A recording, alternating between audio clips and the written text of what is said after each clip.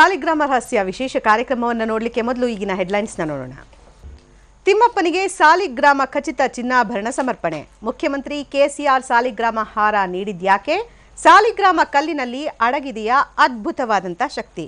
ಹರಕೆ ಕಾಣಿಕೆಯಲ್ಲಿ ಸಾಲಿಗ್ರಾಮ ಕಲ್ಲಿನ ಮಹತ್ವ ಏನು? ಇದುವೇ ಹೊತ್ತಿನ ವಿಶೇಷ ಕಾರ್ಯಕ್ರಮ ಸಾಲಿಗ್ರಾಮ ರಹಸ್ಯ.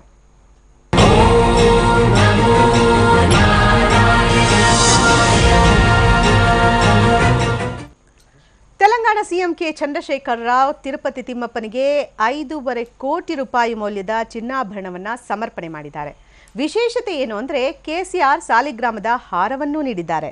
ಅಷ್ಟಕ್ಕೂ ಕೆಸಿಆರ್ ಸೇರಿದಂತೆ ಹಲವು ಭಕ್ತರು ಸಾಲಿಗ್ರಾಮ ಹಾರವನ್ನೇ ಯಾಕೆ ತಿರುಪತಿ ತಿಮ್ಮಪ್ಪನಿಗೆ ಅರ್ಪಣೆ ಮಾಡ್ತಾರೆ? ಸಾಲಿಗ್ರಾಮದಲ್ಲಿ ಇರುವಂತಹ ಅದ್ಭುತವಾದ ಶಕ್ತಿಯಾದರೂ ಏನು? ಈ ಬಗ್ಗೆ ಒಂದು ರಿಪೋರ್ಟ್ ಅನ್ನು ನೋಡೋಣ.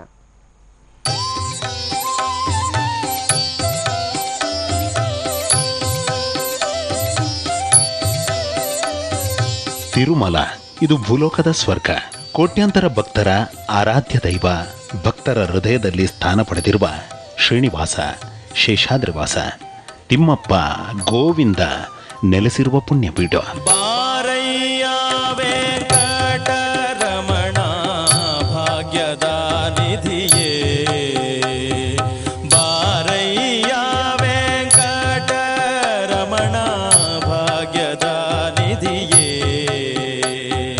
ನಿಮಗೆ ಗೊತ್ತಿರುವಂತೆ ಶ್ರೀ ವೆಂಕಟೇಶ ಆಭರಣ ಪ್ರಿಯ.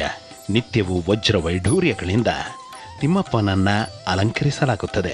ತಿಮ್ಮಪ್ಪ ಅಲಂಕಾರ ಪ್ರಿಯನಾಗಿರುವುದರಿಂದ ಭಕ್ತರು ಕೂಡ ವಜ್ರ ವೈಢೂರ್ಯ ಚಿನ್ನಾಭರಣವನ್ನ ತಿಮ್ಮಪ್ಪನಿಗೆ ಅರ್ಪಿಸುತ್ತಾರೆ. ನಿನ್ನೆ ತೆಲಂಗಾಣದ ಮುಖ್ಯಮಂತ್ರಿ ಕೆ ಚಂದ್ರಶೇಖರ್ ರಾವ್ ಅವರು 5.5 ಕೋಟಿ ರೂಪಾಯಿ ಮೌಲ್ಯವುಳ್ಳ ಚಿನ್ನದ ಕಂಠಿಹಾರ ಮತ್ತು ಸಾಲಿಗ್ರಾಮ ಹಾರವನ್ನ ದೇವರಿಗೆ ಸಮರ್ಪಿಸಿದ್ರು.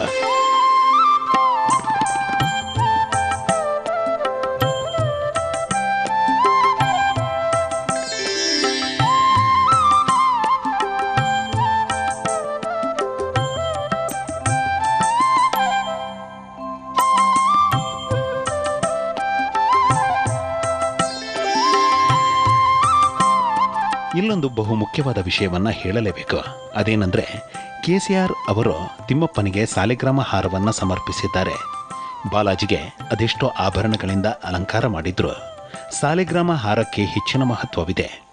ಸಾಲಿಗ್ರಾಮ ಹಾರವನ್ನ ಪರಮ ಪವಿತ್ರ ಅಂತ ಭಾವಿಸಲಾಗುತ್ತದೆ. ಇದೇ ಕಾರಣಕ್ಕಾಗಿ ತೆಲಂಗಾಣ ಸಿಎಂ ಕೆಸಿಆರ್ ವೇದ ಪಂಡಿತರೊಂದಿಗೆ ಸಮಾಲೋಚನೆ ನಡೆಸಿ ಸಾಲಿಗ್ರಾಮ ಹಾರವನ್ನೇ ದೇವರಿಗೆ ಕಾಣಿಕೆಯಾಗಿ ನೀಡಿದ್ದಾರೆ.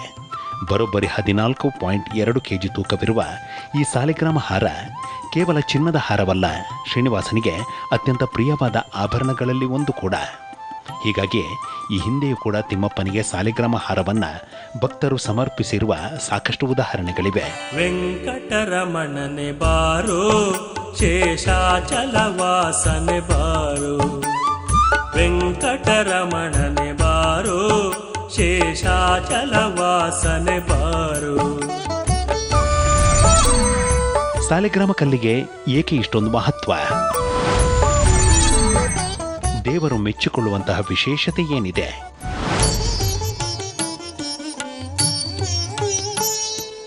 ಸಾಲಿಗ್ರಾಮ ಎಂಬುದು ಒಂದು ಶಿಲೆ. ಪದ್ಮಪುರಾಣದಲ್ಲಿ ಸಾಲಿಗ್ರಾಮ ಶಿಲೆಯ ಬಗ್ಗೆ ಶಿವನೇ ಈ ರೀತಿ ಹೇಳಿದ್ದಾನೆ: ಶಿಲಾರೂಪದ ವಿಷ್ಣುವೇ ಸಾಲಿಗ್ರಾಮ. ಒಂದು ಸಾಲಿಗ್ರಾಮ ಶಿಲೆಯನ್ನು ಪೂಜಿಸಿದರೆ 100 ಶಿವಲಿಂಗವನ್ನು ನೋಡುವುದು ಮತ್ತು ಪೂಜಿಸಿದ್ದಕ್ಕೆ ಸಮಾನ ಅಂತ ಶಿವ ಹೇಳಿದ್ದಾನೆ. ಆದರೆ ಸಾಲಿಗ್ರಾಮ ಎಲ್ಲ ಜಾಗಗಳಲ್ಲೂ ಸಿಗೋದಿಲ್ಲ. ನೇಪಾಳದ ಮಸ್ತಾಂಗ್ನ ಪ್ರದೇಶದಲ್ಲಿ ಹಿಮಾಲಯ ತಪ್ಪಲಲ್ಲಿ ಹರಿಯುವ ಕಾಲಿ ಗಂಡಕಿ ನದಿ ಸಮೀಪ ಶಾಲಿಗ್ರಾಮ್ ಎಂಬ ಸ್ಥಳ ಇದೆ. ಅಲ್ಲಿ ಈ ಕಲ್ಲು ಸಾಲಿಗ್ರಾಮದ ರೂಪ ಪಡೆಯುತ್ತದೆ. ಹೀಗಾಗಿ ಆ ಪ್ರದೇಶವನ್ನ ಶಾಲಿಗ್ರಾಮ್ ಶಿಲಾ ಎಂದು ಕರೆಯಲಾಗುತ್ತದೆ. ಗಂಡಕಿ ನದಿಯ ಮುಕ್ತಿನಾಥ, ದಾಮೋದರ ಕುಂಡಗಳನ್ನ ಸಾಲಿಗ್ರಾಮ ಕ್ಷೇತ್ರ ಎಂದು ಕರೆಯಲಾಗುತ್ತದೆ. ಈ ನದಿಯ ಗರ್ಭದಲ್ಲಿ ಸಾಲಿಗ್ರಾಮ ಶಿಲೆ ಯಥೇಚ್ಛವಾಗಿ ದೊರೆಯುತ್ತದೆ. ಹಾಗೆಯೇ ಗಂಡಕಿ ನದಿಯ ಆಳವಾದ ಗರ್ಭದಲ್ಲಿ ಅಡಗಿರುವ ಸಾಲಿಗ್ರಾಮವೇ ಅಸಲಿ ಎಂಬ ನಂಬಿಕೆಯೂ ಇದೆ.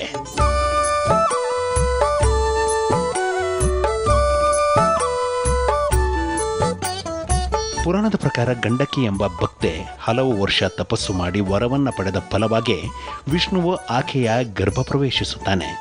ಈ ತಪ್ಪಲಿನಲ್ಲಿ ಸಿಗುವ ಸಾಲಿಗ್ರಾಮ ಶಿಲೆಯನ್ನ ವಿಷ್ಣುವಿನ ಸ್ವರೂಪ ಅಂತ ಹೇಳಲಾಗುತ್ತದೆ. ಸ್ಕಂದ ಮತ್ತು ಪದ್ಮ ಪುರಾಣದ ಪ್ರಕಾರ ಸಾಲಿಗ್ರಾಮವನ್ನು ಪೂಜಿಸಿದ್ರೆ ಸಕಲ ಇಷ್ಟಾರ್ಥವೂ ಸಿದ್ಧಿಸುತ್ತದೆ. ಇದಿಷ್ಟೇ ಅಲ್ಲ, ಸಾಲಿಗ್ರಾಮದ ಮಹತ್ವ ಮತ್ತು ಅನುಕೂಲಗಳು ಸಾಕಷ್ಟಿವೆ. ರಹಮತ್ ಕಂಚಗಾರ್, TV9 ಹೈದರಾಬಾದ್. ಈ ಸಾಲಿಗ್ರಾಮದ ರಹಸ್ಯ ಆದರೂ ಏನಿಷ್ಟಕ್ಕೂ, ಹಾಗೆಯೇ ತಿಮ್ಮಪ್ಪನ ಶಿಲೆ ಅನ್ನುವಂಥದ್ದು, ತಿಮ್ಮಪ್ಪನ ವಿಗ್ರಹ ಅನ್ನುವಂಥದ್ದು ತಿರುಮಲದಲ್ಲಿರುವಂಥದ್ದು ಸಾಲಿಗ್ರಾಮ ಶಿಲೆ. ಆ ಸಾಲಿಗ್ರಾಮ ಶಿಲೆಗೆ ಈ ಸಾಲಿಗ್ರಾಮದ ಹಾರಗಳನ್ನು ಯಾಕೆ ಕೊಡ್ತಾರೆ, ಏನಕ್ಕೆ ತಿಮ್ಮಪ್ಪನಿಗೆ ಅಷ್ಟೊಂದು ಪ್ರಿಯ, ಇಷ್ಟಕ್ಕೂ ಸಾಲಿಗ್ರಾಮ ಶಿಲೆಯಲ್ಲಿ ಏನಂತ ಅದ್ಭುತವಾದಂಥ ವಿಚಾರಗಳಿದೆ, ಈ ಬಗ್ಗೆ ಮಾತನಾಡಲಿಕ್ಕೋಸ್ಕರ ನಮ್ಮ ಜೊತೆಗಿದ್ದಾರೆ ಆರ್ ನಾಗರಾಜಾಚಾರ್ಯ, ಆಧ್ಯಾತ್ಮಿಕ ಚಿಂತಕರು ಮತ್ತು TTDಯ ದಾಸ ಸಾಹಿತ್ಯ ಪ್ರಚಾರಕರು. ಹಾಗೆಯೇ ದೈವಜ್ಞ KN ಸೋಮಯಾಜಿಯವರು ನಮ್ಮ ಜೊತೆಗಿದ್ದಾರೆ, ಖ್ಯಾತ ಜ್ಯೋತಿಷಿಗಳು ಮತ್ತು ಧರ್ಮಶಾಸ್ತ್ರ ಪಂಡಿತರು. ಇನ್ನು ಧಾರ್ಮಿಕ ಚಿಂತಕರಾದ ಡಾಕ್ಟರ್ ಶಲಪಿಳ್ಳಿ ಅಯ್ಯಂಗಾರ್ ಅವರು ಕೂಡ ಮೈಸೂರು ಸ್ಟುಡಿಯೋದಲ್ಲಿ ಇರ್ತಾರೆ. ಅವರೆಲ್ಲರ ಜೊತೆಗೆ ಮಾತಾಡ್ತೀನಿ. ನಾಗರಾಜಾಚಾರ್ಯ ಅವರೇ, ದೈವಜ್ಞ ಸೋಮಯಾಜಿ ಅವರೇ, ಇಬ್ಬರಿಗೂ ನಮಸ್ಕಾರ, ಕಾರ್ಯಕ್ರಮಕ್ಕೆ ಸ್ವಾಗತ. ಹಾಗೆಯೇ ಇಲ್ಲಿ ಮತ್ತೊಂದು ವಿಷಯವನ್ನು ನಾವು ಹೇಳಬೇಕು. ತಿರುಮಲ ತಿರುಪತಿ ದೇವಸ್ಥಾನ ಟ್ರಸ್ಟ್ ವತಿಯಿಂದ ಸಾಲಿಗ್ರಾಮದ ಬಗ್ಗೆ ಸಾಲಿಗ್ರಾಮ ಕೋಶ ಅನ್ನುವಂಥ ಪುಸ್ತಕವನ್ನು ಬರ್ಕೊಡ್ಬೇಕು ಅನ್ನುವಂಥ ಒಂದು ಆಶಯವನ್ನು ವ್ಯಕ್ತಪಡಿಸ್ತಾರೆ TTD ಅವರು. ಈ ಆಶಯ ಮೇರೆಗೆ ಸಾಲಿಗ್ರಾಮ ಕೋಶ ಪುಸ್ತಕವನ್ನು ಕೂಡ ಬರ್ಕೊಟ್ಟಿರುವಂಥದ್ದು. ಹೀಗಾಗಿ ಸಾಲಿಗ್ರಾಮದ ಸಂಪೂರ್ಣ ವಿಚಾರಗಳು ನಿಮ್ಗೆ ಗೊತ್ತಿರುತ್ತೆ ಸೌಮ್ಯಾಜಿ ಅವರೇ. ಈ ಸಾಲಿಗ್ರಾಮ ಅಂತ ಬಂದಾಗ ಯಾಕೆ ತಿರುಪತಿ ತಿಮ್ಮಪ್ಪನಿಗೆ ಅಷ್ಟೊಂದು ವಿಶೇಷತೆ ಅಂತ, ಏನು ಅಂತಹ ವಿಚಾರಗಳು ಅಡಕವಾಗಿದೆ ಸಾಲಿಗ್ರಾಮ ಶಿಲೆಯಲ್ಲಿ ಅಂತ? ಓಂ ಶ್ರೀ ಗುರುಭ್ಯೋ ನಮಃ. ಭಾರತೀ ಕರುಣಾಪಾತ್ರಂ ಭಾರತೀ ಪದಭೂಷಣಂ ಭಾರತೀ ಪದಮಾರೂಢಂ ಭಾರತೀ ತೀರ್ಥಮಾಶ್ರಯೇ ನಾರಾಯಣಾಯ ವಿದ್ಮಹೇ ವಾಸುದೇವಾಯ ಧೀಮಹಿ ತನ್ನೋ ವಿಷ್ಣುಃ ಪ್ರಚೋದಯಾತ್. ನಿಮ್ಮ ಪ್ರಶ್ನೆಗೆ ಉತ್ತರ ಹೇಳೋದಕ್ಕೂ ಮುಂಚೆ ಆ ಜಗದ್ರಕ್ಷಕ ಜಗದೀಶ ವೆಂಕಟೇಶ್ವರ ಸ್ವಾಮಿ ಚರಣಕಮಲಗಳಿಗೆ ಸಾಷ್ಟಾಂಗ ನಮಸ್ಕಾರವನ್ನು ಸಮರ್ಪಿಸ್ತಾ, ಪ್ರಿಯ ಪ್ರೇಕ್ಷಕರಿಗೆ ಸಾಲಿಗ್ರಾಮ ಅಂದರೆ ಏನು ಅಂತಕ್ಕಂಥ ಒಂದು ಪ್ರಶ್ನೆ ಇರುತ್ತೆ. ಮೊಟ್ಟ ಮೊದಲನೇದಾಗಿ ಅದನ್ನು ತೋರಿಸ್ಬೇಕು ಅಂತ ಹೇಳಿ ಇದನ್ನು ತೊಗೊಂಡು ಬಂದೆ. ಸಾಧಾರಣವಾಗಿ ಇದನ್ನು ಹೊರಗಡೆ ತರುವಂಥದ್ದಲ್ಲ, ಆದರೆ ಇದು ಸಾಲಿಗ್ರಾಮ ಶಿಲೆ ಅಂತಕ್ಕಂಥದ್ದು. ಸಾಲಗ್ರಾಮ ಅಂತಕ್ಕಂಥದ್ದು ಸರಿಯಾದಂಥ ಉಚ್ಚಾರಣೆ, ಆದರೆ ಸಾಲಿಗ್ರಾಮ ಅಂತಲೂ ಹೇಳ್ತಾರೆ. ಇದು ಲಕ್ಷಾಂತರ ವರ್ಷಗಳ ಹಳೆಯದು, ಒಂದೆರಡು ವರ್ಷ ಅಥವಾ ನೂರಾರು ವರ್ಷ ಅಂತಲ್ಲ. ಕೆಲವು ಸಾಲಿಗ್ರಾಮಗಳಿಗೆ 10,000 ವರ್ಷಗಳು, ಲಕ್ಷಾಂತರ ವರ್ಷಗಳಾಗಿದೆ ಅಂತಲೂ ಹೇಳ್ತಾರೆ. ಸಾಲಿಗ್ರಾಮದಲ್ಲಿ ನಾನಾ ವಿಧಗಳು, ವಿಷ್ಣು ಸಾಲಿಗ್ರಾಮ, ಕೃಷ್ಣ ಸಾಲಿಗ್ರಾಮ, ನರಸಿಂಹ ಸಾಲಿಗ್ರಾಮ ಅಂತ ಇತ್ಯಾದಿ. ಇದು ಮೂಲತಃ ಸಿಗ್ತಕ್ಕಂಥದ್ದು ಹಿಮಾಲಯದ ತಪ್ಪಲಿನಲ್ಲಿರ್ತಕ್ಕಂತಹ ಗಂಡಕಿ ನದಿಯಲ್ಲಿ ಪ್ರಕೃತಿ ಸಹಜವಾಗಿ ಸಿಗ್ತಕ್ಕಂಥ ಒಂದು ವಿಶೇಷವಾದಂತಹ ಅತಿ ಪವಿತ್ರವಾದಂಥ ಮತ್ತು ಅದ್ಭುತವಾದಂತಹ ಒಂದು ಶಿಲೆ ಇದು. ಹಾಗಾಗಿ ಈ ಸಾಲಿಗ್ರಾಮ ಅಂತಕ್ಕಂಥದ್ದಕ್ಕೆ ಒಂದು ವಿಶೇಷವಾದ ಮಹತ್ವ. ವಜ್ರಕೀಟ ಅನ್ನೋದು ಕೊರಿಯೋದಲ್ವಾ, ಅದು ಕಲ್ಲನ್ನ ಕೊರೆದು ಈ ತರ ಸಾಲಿಗ್ರಾಮ ಇಲ್ಲ. ವಜ್ರಕೀಟ ಅಂತಕ್ಕಂಥದ್ದು ಕಲ್ಲನ್ನು ಕೊರೆಯೋದು ಒಂದಾದರೆ, ಇನ್ನೊಂದು ಕಡೆಯಲ್ಲಿ ಹೇಳ್ತಾರೆ ಇದನ್ನು ಇನ್ನೊಂದಷ್ಟು ಸಂಶೋಧನಾಕಾರರು, ಇದು ಪ್ರಾಣಿಯ ಪಳೆಯುಳಿಕೆ, ಲಕ್ಷಾಂತರ ವರ್ಷಗಳ ಹಿಂದೆ ಇದ್ದಂಥ ಪ್ರಾಣಿಯ ಪಳೆಯುಳಿಕೆ ಅಂತಲೂ ಹೇಳ್ತಕ್ಕಂಥ ಒಂದು ವಾದನೂ ಇದೆ. ಆದರೆ ನಾವಿದನ್ನು ಸಾಲಿಗ್ರಾಮ ಶಿಲೆ ಅಂತ ಕರಿತೀವಿ. ಇದು ಬಹಳ ವಿಶೇಷವಾದಂಥದ್ದು. ಇದರಲ್ಲಿ ನಾನಾ ಥರದ್ದು. ನಮ್ಮನೆಯಲ್ಲಿ ಸುವರ್ಣ ಸಾಲಿಗ್ರಾಮ ಅಂತಲೂ ಇದೆ. ಅಂದರೆ ಆ ಸಾಲಿಗ್ರಾಮದಿಂದ ಬಂಗಾರದಂಥದ್ದೇನೋ ಒಂದಿಷ್ಟು ಈಚೆ ಬರುತ್ತೆ ಅಂತಕ್ಕಂಥದ್ದೊಂದು ನಂಬಿಕೆ. ಇನ್ನೊಂದು ಸಾಲಿಗ್ರಾಮ ಇದೆ, ಅದು ಪ್ರಕೃತಿಯ ವಾತಾವರಣದಿಂದ ನೀರನ್ನು ಹೀರಿಕೊಂಡು, ವಾತಾವರಣದಿಂದ ಅದರೊಳಗಡೆ ನೀರಿರುತ್ತೆ, ಅದರಲ್ಲಿ ಆ ಸಾಲಿಗ್ರಾಮ ಇಟ್ಟು ಬಟ್ಟೆ ಮೇಲೆ ಇಟ್ಟರೆ ಮುಂದಿನ 24 ಗಂಟೆ ಒಳಗಡೆ ಬಟ್ಟೆ ಒದ್ದೆ ಆಗಿರುತ್ತೆ. ಒರೆಸಿ ಎಲ್ಲ ನಾವು ಕ್ಲೀನ್ ಮಾಡಿ ಗಂಧ ಅಕ್ಷತೆ ಇಟ್ಟರೂ ಕೂಡ ಆ ಬಟ್ಟೆ ಒದ್ದೆಯಾಗಿರುತ್ತೆ, ಅಷ್ಟು ನೀರನ್ನು ಹರಿಸುತ್ತೆ. ನರಸಿಂಹ ಸಾಲಿಗ್ರಾಮ ಇತ್ಯಾದಿಗಳಿದೆ. ಸಾಲಿಗ್ರಾಮದಲ್ಲಿ ನೂರಾರು ವಿಧಾನಗಳು. ಸುಮಾರೊಂದು 20 ವರ್ಷದ ಕೆಳಗಡೆ ನಮ್ಮ ಅಂದಿನ ರಾಷ್ಟ್ರಪತಿಗಳಾದಂತಹ ಸನ್ಮಾನ್ಯ ಶ್ರೀ ಡಾಕ್ಟರ್ ಶಂಕರದಾಳ್ ಶರ್ಮಾ ಅವರು ತಿರುಪತಿಗೆ ಭೇಟಿ ಕೊಟ್ಟಾಗ ಸಾಲಿಗ್ರಾಮದ ಬಗ್ಗೆ ವಿಚಾರ ಮಾಡಿದರು.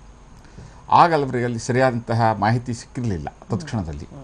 ಅವರು ತಿರುಪತಿ ಮಂಡಳಿಗೆ ಒಂದು ಆದೇಶ ಕೊಟ್ಟರು, ಸೋಮಯಾಜಿಗಳನ್ನು ಕಾಂಟ್ಯಾಕ್ಟ್ ಮಾಡಿ ಸಾಲಿಗ್ರಾಮದ ಬಗ್ಗೆ ಒಂದು ಪುಸ್ತಕ ಬರೆಸಿ ಅಂತ. 3 ತಿಂಗಳ ಅವಕಾಶ ಕೊಟ್ಟರು. ಆ 3 ತಿಂಗಳಿನಲ್ಲಿ ಸನ್ಮಾನ್ಯ ದಿವಂಗತ ಶ್ರೀ ಪ್ರೊಫೆಸರ್ ರಾಮಚಂದ್ರ ರಾವ್ ಮತ್ತು ನಾನು ಸೇರಿ ಸಾಲಿಗ್ರಾಮ ಕೋಶ ಅಂತಕ್ಕಂಥ ಒಂದು ಅದ್ಭುತವಾದಂತಹ ಸಾಲಿಗ್ರಾಮದ ಮೇಲಿನ ಒಂದು ಎನ್ಸೈಕ್ಲೋಪೀಡಿಯಾ ಪುಸ್ತಕವನ್ನು ತಂದ್ವಿ, ಸಾಲಿಗ್ರಾಮ ಕೋಶ ಅಂತ. ಈಗ ನಾನು ಲೇಟಾಗಿ ಸುದ್ದಿ ಸಿಕ್ತು, ಇಲ್ಲದ್ರೆ ಆ ಪುಸ್ತಕವನ್ನು ತಗೊಂಡು ಬರ್ತಾಯಿದ್ದೆ. ಸಾಲಿಗ್ರಾಮದ ಪೂರ್ಣ ಇತಿಹಾಸ, ಅದು ಎಲ್ಲಿ ಸಿಗುತ್ತೆ, ಅದರ ಮಹತ್ವ ಏನು, ಅದರ ವೈವಿಧ್ಯತೆಗಳೇನು ಅಂತಕ್ಕಂಥದ್ದೊಂದು ಸಾಲಿಗ್ರಾಮ ಕೋಶ ಅಂತಕ್ಕಂಥ ಪುಸ್ತಕವನ್ನು TTD ಟೆಂಪಲ್ಗಾಗಿ, ದೇವಸ್ಥಾನಕ್ಕಾಗಿಯೇ ನಾವು ಈಚೆ ತಂದ್ವಿ. ಇನ್ನು ಸಾಲಿಗ್ರಾಮ ಅಂತಂದಾಗ ನಿತ್ಯ ಬಹುತೇಕ ಭಾರತೀಯರಲ್ಲಿ ಸಾಲಿಗ್ರಾಮಕ್ಕೆ ವಿಶೇಷವಾದಂತಹ ಸ್ಥಾನಮಾನ, ನಿತ್ಯ ಪೂಜೆಗೆ. ಅದರಲ್ಲೂ ದಕ್ಷಿಣ ಭಾರತದಲ್ಲಂತೂ ಸಾಲಿಗ್ರಾಮ ಇಲ್ಲದೆ ಇರತಕ್ಕಂತಹ ಸಂಪ್ರದಾಯಸ್ಥ ಬ್ರಾಹ್ಮಣ ಮನೆಯನ್ನು ತಾವು ಸಿಗಲಿಕ್ಕೆ ಸಾಧ್ಯ ಇಲ್ಲ.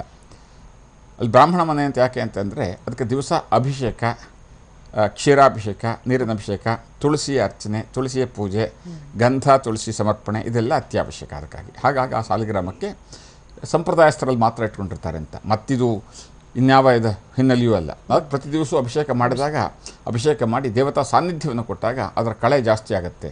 ಅದರಲ್ಲಿರ್ತಕ್ಕಂತಹ ಪವರ್ ಅಂತ ಏನಂತೀವಿ, ಅದ್ಭುತ ಸಾಮರ್ಥ್ಯ ಜಾಸ್ತಿಯಾಗಿ ವಾತಾವರಣದಲ್ಲಿ ಶುಭವನ್ನು, ಮಂಗಳವನ್ನು ಉಂಟು ಮಾಡ್ತಕ್ಕಂಥ ವಿಶೇಷ ಸಾಮರ್ಥ್ಯ ಇರುತ್ತೆ ಅದಕ್ಕೆ ಅಂತಕ್ಕಂಥದ್ದು ನಮ್ಮ ಹಿರಿಯರು ಋಷಿಮುನಿಗಳು ಕಂಡುಕೊಂಡಂತಹ ಅದ್ಭುತವಾದ ಸತ್ಯ. ಸರಿ ಸೌಮ್ಯಾಚಾರ್ಯ. ಇನ್ನು ಹಾರ ನಾಗರಾಜಾಚಾರ್ಯ ಅವರೇ, ತಾವೇನು ಹೇಳ್ತೀರಾ? ನೋಡಿ, ಇವಾಗ ಸಾಲಿಗ್ರಾಮ ಶಿಲೆ ಎನ್ನುವಂಥದ್ದು ಗೊತ್ತಿರುತ್ತೆ, ತಿಮ್ಮಪ್ಪನ ವಿಗ್ರಹ ಸಾಲಿಗ್ರಾಮ ಶಿಲೆ. ಇಂಥ ಸಾಲಿಗ್ರಾಮ ಶಿಲಾಮೂರ್ತಿ ಆಗಿರುವಂಥ ತಿಮ್ಮಪ್ಪನಿಗೆ ಸಾಲಿಗ್ರಾಮದ ಹಾರಗಳನ್ನ ಕೊಡುವಂಥದ್ದು ಹಿಂದೆ ಮೊದಲಿಗೆ ಯಾರು ಕೊಟ್ಟಿದ್ರು? ಇವಾಗ ಎಷ್ಟು ಸಾಲಿಗ್ರಾಮ ಹಾರಗಳಿದ್ದಾವೆ, ಒಡವೆಗಳಿದೆ ತಿಮ್ಮಪ್ಪನಿಗೆ ಅಂತ ಹೇಳ್ತೀರಾ? ಏನು ಮಹತ್ವದ ಹೇಳ್ತೀರಾ ಇದ್ರ ಬಗ್ಗೆ ಅಂತ? ಸಾಲಿಗ್ರಾಮ ಶಿಲಾಚಕ್ರಂ ವಜ್ರಕೀಟ ವಿನಿರ್ಮಿತಂ ಅಧಿಷ್ಠಾನಂ ಹಿ ತದ್ವಿಷ್ಣೋ ಸರ್ವಪಾಪ ಪ್ರಣಾಶನಂ. ವಿಷ್ಣುವಿನ ಮಹಾಸನ್ನಿಧಾನ ಇರುವಂಥದ್ದು ಈ ಸಾಲಿಗ್ರಾಮ ಬಹಳ ವಿಶೇಷವಾಗಿ. ಇವತ್ತು ತಿರುಮಲದಲ್ಲಿ ವಿರಾಟ ಮೂರ್ತಿ ಇದ್ದರೂ ಕೂಡ ವಿರಾಟ್ ಮೂರ್ತಿಗೆ ವಾರಕ್ಕೊಂದೇ ದಿವಸ ಅಭಿಷೇಕ ನಡೆಯೋದು. ಆದರೆ ವಿರಾಟ್ ಮೂರ್ತಿಯ ಮುಂದೆ ಅವನ ಪಾದದಡಿಯಲ್ಲಿರುವಂಥ ವಿಶೇಷ ಶ್ರೇಷ್ಠವಾದಂಥ ಸಾಲಿಗ್ರಾಮಕ್ಕೆ ನಿತ್ಯ ಅಭಿಷೇಕ ನಡೆಯುತ್ತೆ. ನಮ್ಮಲ್ಲಿ ತೀರ್ಥ ಅಂತ ಏನು ಸ್ವೀಕಾರ ಮಾಡ್ತೀವಿ, ಅದು ಸಾಲಿಗ್ರಾಮ ಶಿಲೆಗೆ ಅಭಿಷೇಕ ಮಾಡಿದ್ರೇ ನಿಜವಾಗ್ಲೂ ಅದಕ್ಕೆ ಅರ್ಥ ಅದು ತೀರ್ಥ ಅಂತಲ್ಲ. ಸಾಲಿಗ್ರಾಮ ಶಿಲೆಗೆ ಅಭಿಷೇಕ ಮಾಡಿದರೆ ಮಾತ್ರ ಅದಕ್ಕೆ ತೀರ್ಥ ಅಂತ ವಿಶೇಷ ಉಲ್ಲೇಖ ಮಾಡ್ತೀವಿ. ಇವತ್ತಿಗೂ ಕೂಡ ತಿರುಮಲದಲ್ಲಿ ತಪ್ಪದೆ ಅದಕ್ಕೆ ಅಭಿಷೇಕ ನಡೆಯುತ್ತೆ. 15ನೇ ಶತಮಾನದ ಕಡೆಯಲ್ಲಿ ವಾದಿರಾಜ ತೀರ್ಥರು ಕರ್ನಾಟಕದಿಂದ ಹೋದಂಥ ಮಹಾನ್ ಯತಿಗಳು, ಅವರು ಅಲ್ಲಿ ಹೋದಾಗ ಇನ್ನೇನು ಬೆಟ್ಟ ಹತ್ತಬೇಕು ಅಂತ ನೋಡ್ತಾರೆ, ಇಡೀ ಬೆಟ್ಟ ಸಾಲಿಗ್ರಾಮ ಥರ ಕಾಣುತ್ತೆ. ಅವರು ಏನು ಬಹಳ ಮಹಾ ತಪಸ್ವಿಗಳು ಅವರು, ವಾದಿರಾಜ ತೀರ್ಥರು ಯತಿಗಳು. ಇನ್ನೇನು ಹತ್ತಬೇಕು ಅಂತ ಹೋದಾಗ ಸಾಲಿಗ್ರಾಮ, ಇಡೀ ಬೆಟ್ಟನೇ ಸಾಲಿಗ್ರಾಮದ ರೂಪದಲ್ಲಿ ಕಾಣುತ್ತೆ. ಕಾಲು ಹಿಂತೆಕ್ಕೊಳ್ತಾರೆ, ಮತ್ತೆ ಸಂಕಲ್ಪ ಮಾಡ್ತಾರೆ, ಮತ್ತೆ ಕಾಲಿಡಕ್ಕೆ ಹೋದಾಗ ಸಾಲಿಗ್ರಾಮ ಶಿಲೆ ಥರ ಕಾಣುತ್ತೆ. ಆಗ ಯೋಚನೆ ಮಾಡ್ತಾರಪ್ಪ, ಇದನ್ನು ನಾನು ಪಾದದಿಂದ ಸ್ಪರ್ಶ ಮಾಡಲ್ಲ, ಏನು ಇಷ್ಟು ಪವಿತ್ರವಾದ ಸಾಲಿಗ್ರಾಮ ನಾನು ಕಾಲಿಡಕ್ಕೆ ಸಾಧ್ಯವೇ, ಆದರೆ ನಿನ್ನ ನೋಡ್ಬೇಕು ನಾನು ಅಂಥೇಳಿ ಅವರು ಮೊಣಕಾಲಿಂದ ಹತ್ತಾರೆ. ತಮ್ಮ ಮೊಣಕಾಲಿಂದ ಇಡೀ ಬೆಟ್ಟವನ್ನು ಹತ್ತಾರೆ. ಮೊಣಕಾಲಿಂದ ಹತ್ತ ಕಾಲಿಗೆಲ್ಲ ಏನು ಅದು ರಕ್ತ ಸುರಿಯೋಕ್ಕೆ ಶುರುವಾಗುತ್ತೆ, ಮಾಂಸ ಕಿತ್ಕೊಂಡು ಬರುತ್ತೆ. ಈಗಿನಾಗ ಮೆಟ್ಲಿರಲಿಲ್ಲ, ಆದರೂ ಕೂಡ ಅದನ್ನು ತಡ್ಕೊಂಡು ಶ್ರೀನಿವಾಸನಿಗಾಗಿ ಅದನ್ನು ಹೋಗ್ತಾರೆ, ಮಂಗಳ ದರ್ಶನ ಮಾಡ್ತಾರೆ. ಶ್ರೀನಿವಾಸ ಸ್ವಪ್ನದಲ್ಲಿ ಕಾಣಿಸ್ಕೊಂಡು ಹೇಳ್ತಾನೆ, ನನಗೆ ಸಾಲಿಗ್ರಾಮದ ಹಾರವನ್ನು ಮಾಡುವಂತ. ಹಾಗಾಗಿ ಪ್ರಥಮವಾಗಿ ಸ್ವತಃ ವಾದಿರಾಜ ತೀರ್ಥರು ಸಾಲಿಗ್ರಾಮ ಹಾರವನ್ನು ಮಾಡಿಕೊಟ್ಟಿದ್ದಿದೆ. ನಿತ್ಯ ಅದನ್ನು ಹಾಕ್ತಾರೆ, ಇವತ್ತಿಗೂ ತಿರುಮಲದಲ್ಲಿದೆ.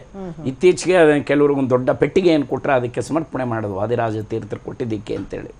ಮತ್ತು ಹಿಂದೆ ತಿರುಮಲದಲ್ಲಿ ಪ್ರಥಮವಾಗಿ ಕೃತಯುಗದಲ್ಲಿರುವಂಥ ಇದಕ್ಕೆ ವೃಷಭಾಸುರ ಅಂತ ಇರ್ತಾನೆ. ವೃಷಭಾಸುರ ಅವನು ನಿತ್ಯ ನರಸಿಂಹ ಸಾಲಿಗ್ರಾಮ, ಅಧೋಮುಖವಾದಂಥ ನರಸಿಂಹ ಸಾಲಿಗ್ರಾಮವನ್ನು ಉಪಾಸನೆ ಮಾಡ್ತಿದ್ದ ಬಹಳ ಕಠೋರವಾಗಿ. ಹಾಗಾಗಿ ಅವನಿಗೆ ವಿಷ್ಣು ಕಾಣಿಸ್ಕೊಂಡ, ನಿನಗೇನು ಬೇಕು ಅಂತ ನಿನ್ನ ಜೊತೆಗೆ ಯುದ್ಧ ಮಾಡಬೇಕು ಅಂತಾನೆ ವೃಷಭಾಸುರ. ವಿಷ್ಣುವಿನ ರೀತಿಯಲ್ಲೇ ಯುದ್ಧ ಮಾಡ್ತಾನೆ. ವಿಷ್ಣು ವಿಶ್ವರೂಪ ದರ್ಶನ ತೋರಿಸಿದ್ರೆ ವಿಷ್ಣು ಭಕ್ತನಾದಂಥ ವೃಷಭಾಸುರನು ಅದೇ ರೂಪದಲ್ಲಿ ಯುದ್ಧ ಮಾಡ್ತಾನೆ. ಕಡೆಗೆ ಸುದರ್ಶನ ಚಕ್ರದಿಂದ ಭಗವಂತ ಅವನು ಹಾರಿಸಕ್ಕೆ ಹೋದಾಗ ಅವನೊಂದು ಕೇಳ್ಕೊತಾನೆ, ನಿನ್ನಿಂದ ಹತನಾಗೋದು ನಿಶ್ಚಿತ, ನಿನ್ನನ್ನು ನರಸಿಂಹ ಸಾಲಿಗ್ರಾಮದಿಂದ ನಾನು ಉಪಾಸನೆ ಮಾಡ್ತಿದ್ದೆ, ನನಗೊಂದು ಅವಕಾಶ ಕೊಡು. ಏನು ಅಂತಂದರೆ ಸ್ವತಃ ಈ ಒಂದು ಬೆಟ್ಟಕ್ಕೆ ನನ್ನ ಹೆಸರಿಟ್ಟುಬಿಡು ಅಂತೇಳಿ, ಈ ಬೆಟ್ಟಕ್ಕೆ ನನ್ನ ಹೆಸರಿಟ್ಟುಬಿಡು ಅಂಥೇಳಿ ಪ್ರಾರ್ಥನೆ ಮಾಡ್ಕೊಡು. ಹಾಗಾಗಿ ವೃಷಭಾಚಲ ಅಂತ ಕೃತಯುಗದಲ್ಲಿ ಆ ಹೆಸರು. ಹಾಗೆ ಸಾಲಿಗ್ರಾಮದಲ್ಲಿ ಭಗವಂತನ ಸನ್ನಿಧಾನ ಆವಾಹನೆ ಮಾಡಬೇಕಾದಿಲ್ಲ, ಬೇರೆ ಬೇರೆ ಮೂರ್ತಿಗಳ ಆವಾಹನೆ ಮಾಡಬೇಕು, ಪೂಜೆ ಮಾಡಬೇಕು, ವಿಸರ್ಜನೆ ಎಲ್ಲ ಇರುತ್ತೆ. ಇದರಲ್ಲಿ ಆವಾಹನೆ ಅಗತ್ಯ ಇಲ್ಲ, ಅದು ಸ್ವಯಂ ವ್ಯಕ್ತ ಭಗವಂತ ಸದಾ ಅಧಿಷ್ಠಾನ, ವಿಷ್ಣುವಿನ ವಿಶೇಷವಾದ ಅಧಿಷ್ಠಾನ ಇರುತ್ತೆ. ಸಾಲಿಗ್ರಾಮದ ವೈಶಿಷ್ಟ್ಯ. ಸರಿ, ಹಾರ ನಾಗರಾಜಾಚಾರ್ಯರ ಮತ್ತಷ್ಟು ಚರ್ಚೆಯನ್ನು ಮಾಡ್ತೀನಿ ನಾನು. ಹಾಗೆಯೇ ಮೈಸೂರಿನಲ್ಲಿ ನಮ್ಮ ಜೊತೆಗಿರ್ತಾರೆ ಧಾರ್ಮಿಕ ಚಿಂತಕರಾದಂಥ ಡಾಕ್ಟರ್ ಶೆಲ್ಲಪಿಳ್ಳಿ ಅಯ್ಯಂಗಾರ್ ಅವರು, ಅವ್ರ ಜೊತೆಗೂ ಕೂಡ ನಾನು ಮಾತಾಡ್ತೀನಿ ಒಂದು ಚಿಕ್ಕ ಬ್ರೇಕ್ನ ನಂತರ.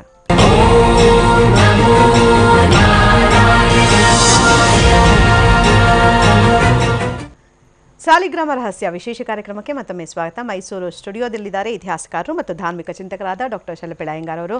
ನಮಸ್ಕಾರ ಡಾಕ್ಟರ್ ಶೆಲ್ಲಪಿಳ್ಳಿ ಅಯ್ಯಂಗಾರ್ ಅವರೇ. ಈ ಸಾಲಿಗ್ರಾಮ ಅನ್ನುವಂಥ ಸಂದರ್ಭದಲ್ಲಿ ಎಷ್ಟೊಂದು ಅದ್ಭುತವಾದಂಥ ಮಹತ್ವ ಇದೆ ಅದರ ಬಗ್ಗೆ ಅಂತ ವಿವರಿಸ್ತಾ ಇದ್ರು. ಏನು ಸಾಲಿಗ್ರಾಮ ಶಿಲೆ ಅಂತಂದರೆ ಏನು ಅಷ್ಟೊಂದು ಅಂಥ ಶಕ್ತಿ ಪ್ರಧಾನವಾದಂಥ ವಿಚಾರಗಳು ಏನೇನಿದೆ ಅದರಲ್ಲಿ ಅಂತೀರಾ?